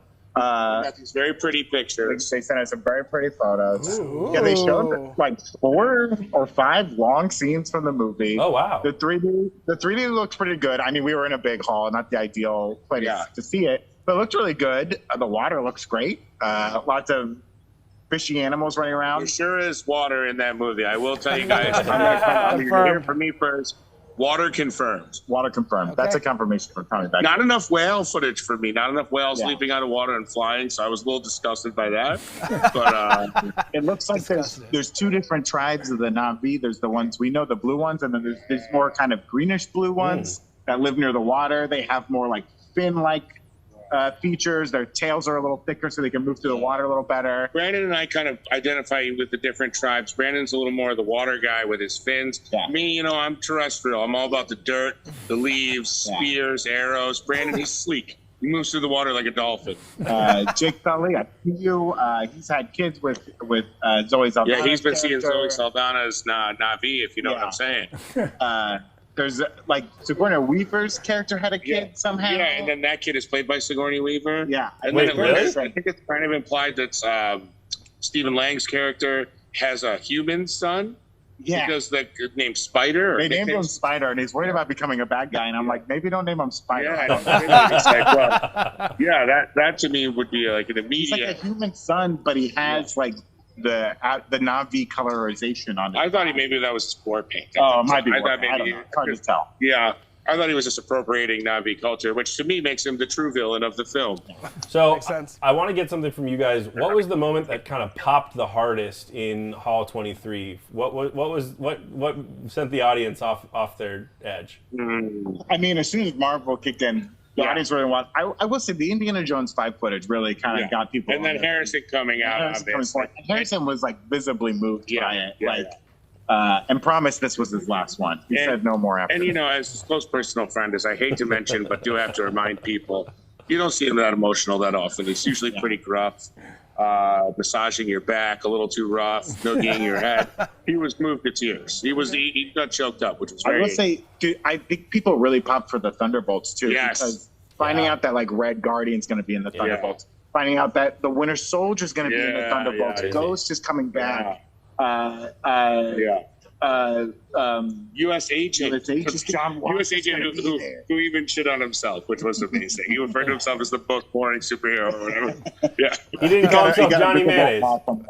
Oh yeah, we didn't talk about Kathleen Kennedy just absolutely committing a murder on the Armorer during the Mandalorian 3 panel. What'd she say? She asked her a question, and then the woman went on to talk about how she didn't really speak, and she had to how to emote while wearing a helmet. And then Kathleen Kennedy just kind of cuts her off and goes well, you've made up for, I forget what she said. She's like, you've made up for not speaking or whatever. It was very fair. I think Erik might have quoted her, but it got an audible gasp from the audience. Holy shit. I think Thunderbolts was a lot of big information. People were really excited by the Marvels. I think the trailer was really good for it. I was really blown away by the Secret Invasion footage. That show looks dark. It looks like there's going to be a lot of torture. It looks pretty heavy. It reminded. I know they've been saying it, but it did remind me a lot of Winter Soldier. Well, they got to start making America Winter Soldier. Of the Skrulls bad. Yeah. It looks like they're going to get paranoia is going to hit hard. I hate to keep harping on. Oh, sorry, Zach. Were you asking something? No. Oh, sorry. I hate to keep harping on this, but I'm getting a lot of friendly waves from people dressed as heroes over my mug. I did see some guy dressed as Joseph Stalin with a Morbin time mug. Hey, a sale is a sale, Tommy. Agrees with Stalin tendencies. That's funny. That's funny that a Joseph Stalin would be so into the capitalist purchase of a sponsored mug. Well, he said this is the one thing that could ever make me a capitalist is buying this mug that only bad people will buy. Very exciting stuff. Before we go, I want to ask you guys, and maybe we can have some other panelists ask questions too. What trailer or footage or whatever are you most excited for the rest of us to see? Right, a lot of that stuff was exclusive. What's going to get people going the most? As a big Ant-Man stan, I really liked the Quantumania trailer. I thought it was good, and I thought it really showed the Jonathan Majors in it. That Kang is not He Who Remains. He's very different. Yeah, I think that movie is going to be really cool. Yeah, I do too. I think it's sneakily, because it's a third Ant-Man movie, but I think it's sneakily a like linchpin Marvel film. Yeah, it is one of those ones where we'll touch back on it, like Captain America: First Avenger, right? Where we're like, oh, this is one of the more important ones for people to watch and really pay attention to. I think I have to agree with that on just for personal taste, even though it's not something we necessarily go nuts about on Breakroom. You could just kind of believe the authenticity of the creatives around James Mangold when they said that he had perfectly stepped into Steven Spielberg's shoes to direct this Indiana Jones 5, almost implying like he even is like correcting the mistakes of the fourth one a little bit. And none of it felt forced, like they were trying to get us excited for it. It felt very much like it looked good. Yeah. And Harrison even said like, "This is a good one." Yeah. He's like, everybody says a movie that's going to kick your ass. Yeah. Thought it was going to kick our ass, and I believed him. I am excited to see this Indiana Jones trailer hit, and it's coming out next summer, June 30th. And the footage from Ironheart looks really interesting, because it's like it really looks like it's just the beginning of her journey out there, like where she is. She's obviously like, they show her having this great aptitude for technology, but they don't show her assembling the suit in a way that would be like, oh, that's the finished product. And even she says, I forget, like she's going to try and make something better. Yeah, right? She's trying to make it better than Tony made it, basically. Yeah. Very cool. Any other questions for these guys? That's great. I mean, some people we had a lot of big expectations for this, and like, a lot of potential new announcements and things like that. Though we're thrilled with what we got. Anything that you're like a little disappointed we didn't get? Well, I think the reality is, there's going to be another D23 before a lot of even some of these projects are out. So it's like, having Matt Shackman stand up and take a bow and be confirmed. He wasn't even on stage. No. He was sitting in the audience. And I'm sure he was thrilled. He's like, he's over there. I'm sure he was thrilled to be identified where he was sitting in the crowd. I'm sure that no one came up to him and bothered him after. But, as another close personal friend of mine, I felt for him. But I think, like, that was a 3-hour panel. That was an hour and a half pretty much each of Star Wars and Marvel, chock full of things. And we have to remember so much time. For me, the big disappointment was not getting firm dates on some of these shows. I wanted, selfishly, to know when is Secret Invasion dropping. Let us know, baby. I got to plan my vacations around this. You know what I'm saying? These after shows don't cook themselves. The break room ain't going to turn the cameras on themselves. They need the straw, baby, and we're the straws. Stir that drink. So give us dates and stir your drink inside your mandatory fun mug. Hey, let them know. That the It's Morbin Time mugs are very breakable. Sometimes even just holding them, they'll shatter in your hand, and they're very sharp. They're very sharp, and they feed on your medicine. Did they? Have you guys seen the Werewolf by Night trailer? Did they drop that? Yes, we got to see loved it. That was like one of the most insane things I've seen. It was just such a hard right turn. It's so like, and they keep referring to it as like a special presentation. Like they're like, this doesn't tie in. Like, maybe it does, and maybe that's the big reveal. Yeah, but it looks amazing. The girl from the Nevers is incredible that's in it. Like, obviously Gal Garcia Bernal. Yeah, it looks so different and weird. Was there very bizarre? I agree. Was there any hint at like what that special presentation might mean? Are we getting more of these special presentations? Oh, they said they just wanted to do something fun like the old like TV specials of the 70s and 80s. So actually, the director, what's his name, Michael Chiappa or Giacchino. Michael something I can't lay in. Don't edit that out. We're live. He actually composed that score for this Marvel special presentation. Yeah. And I have a feeling they'll play it before the holiday special. I think so too. And I have a feeling that the way this trailer was received, I bet you Feige already clocked in his head and he's like, 3 more of these next year. Cool. Yeah, he also composed. Like it's going to live separately. I did think it was weird. No Blade information. That to me was like no. Now I'm kind of like, now that we can kind of step back from it and decompress, I'm like, no Blade tie-ins to anything. I could see members of the press pre-writing their Scarlet Witch solo movie articles that they do not get to post out. Because no big surprise announcement. Yeah, and he totally misdirected because he said, we also had another streaming show called WandaVision, and everybody went nuts, and it was like nothing. I think that was a lead into the lead into Shackman. Oh, Shack. Oh, right, Shackman. That's right. Yeah, very cool. We'll touch a tease. Very cool, very cool. Any other questions? Before we take off? That's great. What's your energy level? What's your thirst level? Hunger? I'm so hungry. Tommy was a real mensch. Picked me up, drove straight here, navigated security lines, waited in waiting areas. We got to eat. We both have had a liquid IV. We got to eat. We're IV. Strong. I want to say to the people who watched the break room yesterday, you saw that in the beginning of the show, I was in shambles because of going to the Bills game on Thursday. By the end of the show, I was in shambles because of a hot one chip that Zach and I, Lady and the Tramp. I will say this. An hour after that, I think my body totally reset. And I became normal, like it restored my body to homeostasis. I woke up at 5:30 this morning with the energy of an 18-year-old and the erection of an 18. No, I'm just kidding. Sorry, guys. Can we edit that out? Hey, well, thank you guys so much, Brandon. I just said that to a lobby full of people. How's the temperature in there? You guys have been live for hours. Yeah, we're getting a little peckish as well. You guys want us to pick you up anything? Any Funkos or How something about like that? How about a party I sub? bought $100 from my mom this morning. Stop by the Sonic down there in Huntington and bring me up some Sonic. Yeah, how about some sliders? You guys want a Portillo's hot dog? Yes. I actually don't. Both Tommy and Brandon are going to be doing some coverage of D23 throughout the day. So head over to Twitter and subscribe to New Rocks or follow New Rockstars on Twitter. We're going to be posting some cool stuff there. Eric Voss is going to be doing some cool reactions to some of this footage. We saw Eric, by the way. You saw Eric? He ran off to his hotel room to go break ran down. off as soon as the lights came on. He scurried off like a little church mouse. I think he stole his 3D glasses too. Don't tell James. So stick around the channel. If you aren't subscribed already, go ahead and hit the subscribe button. We're going to do more cool content breaking down some of the footage that's been released. Eric has his notes for the footage that wasn't released, and he's going to do recaps of all that stuff too.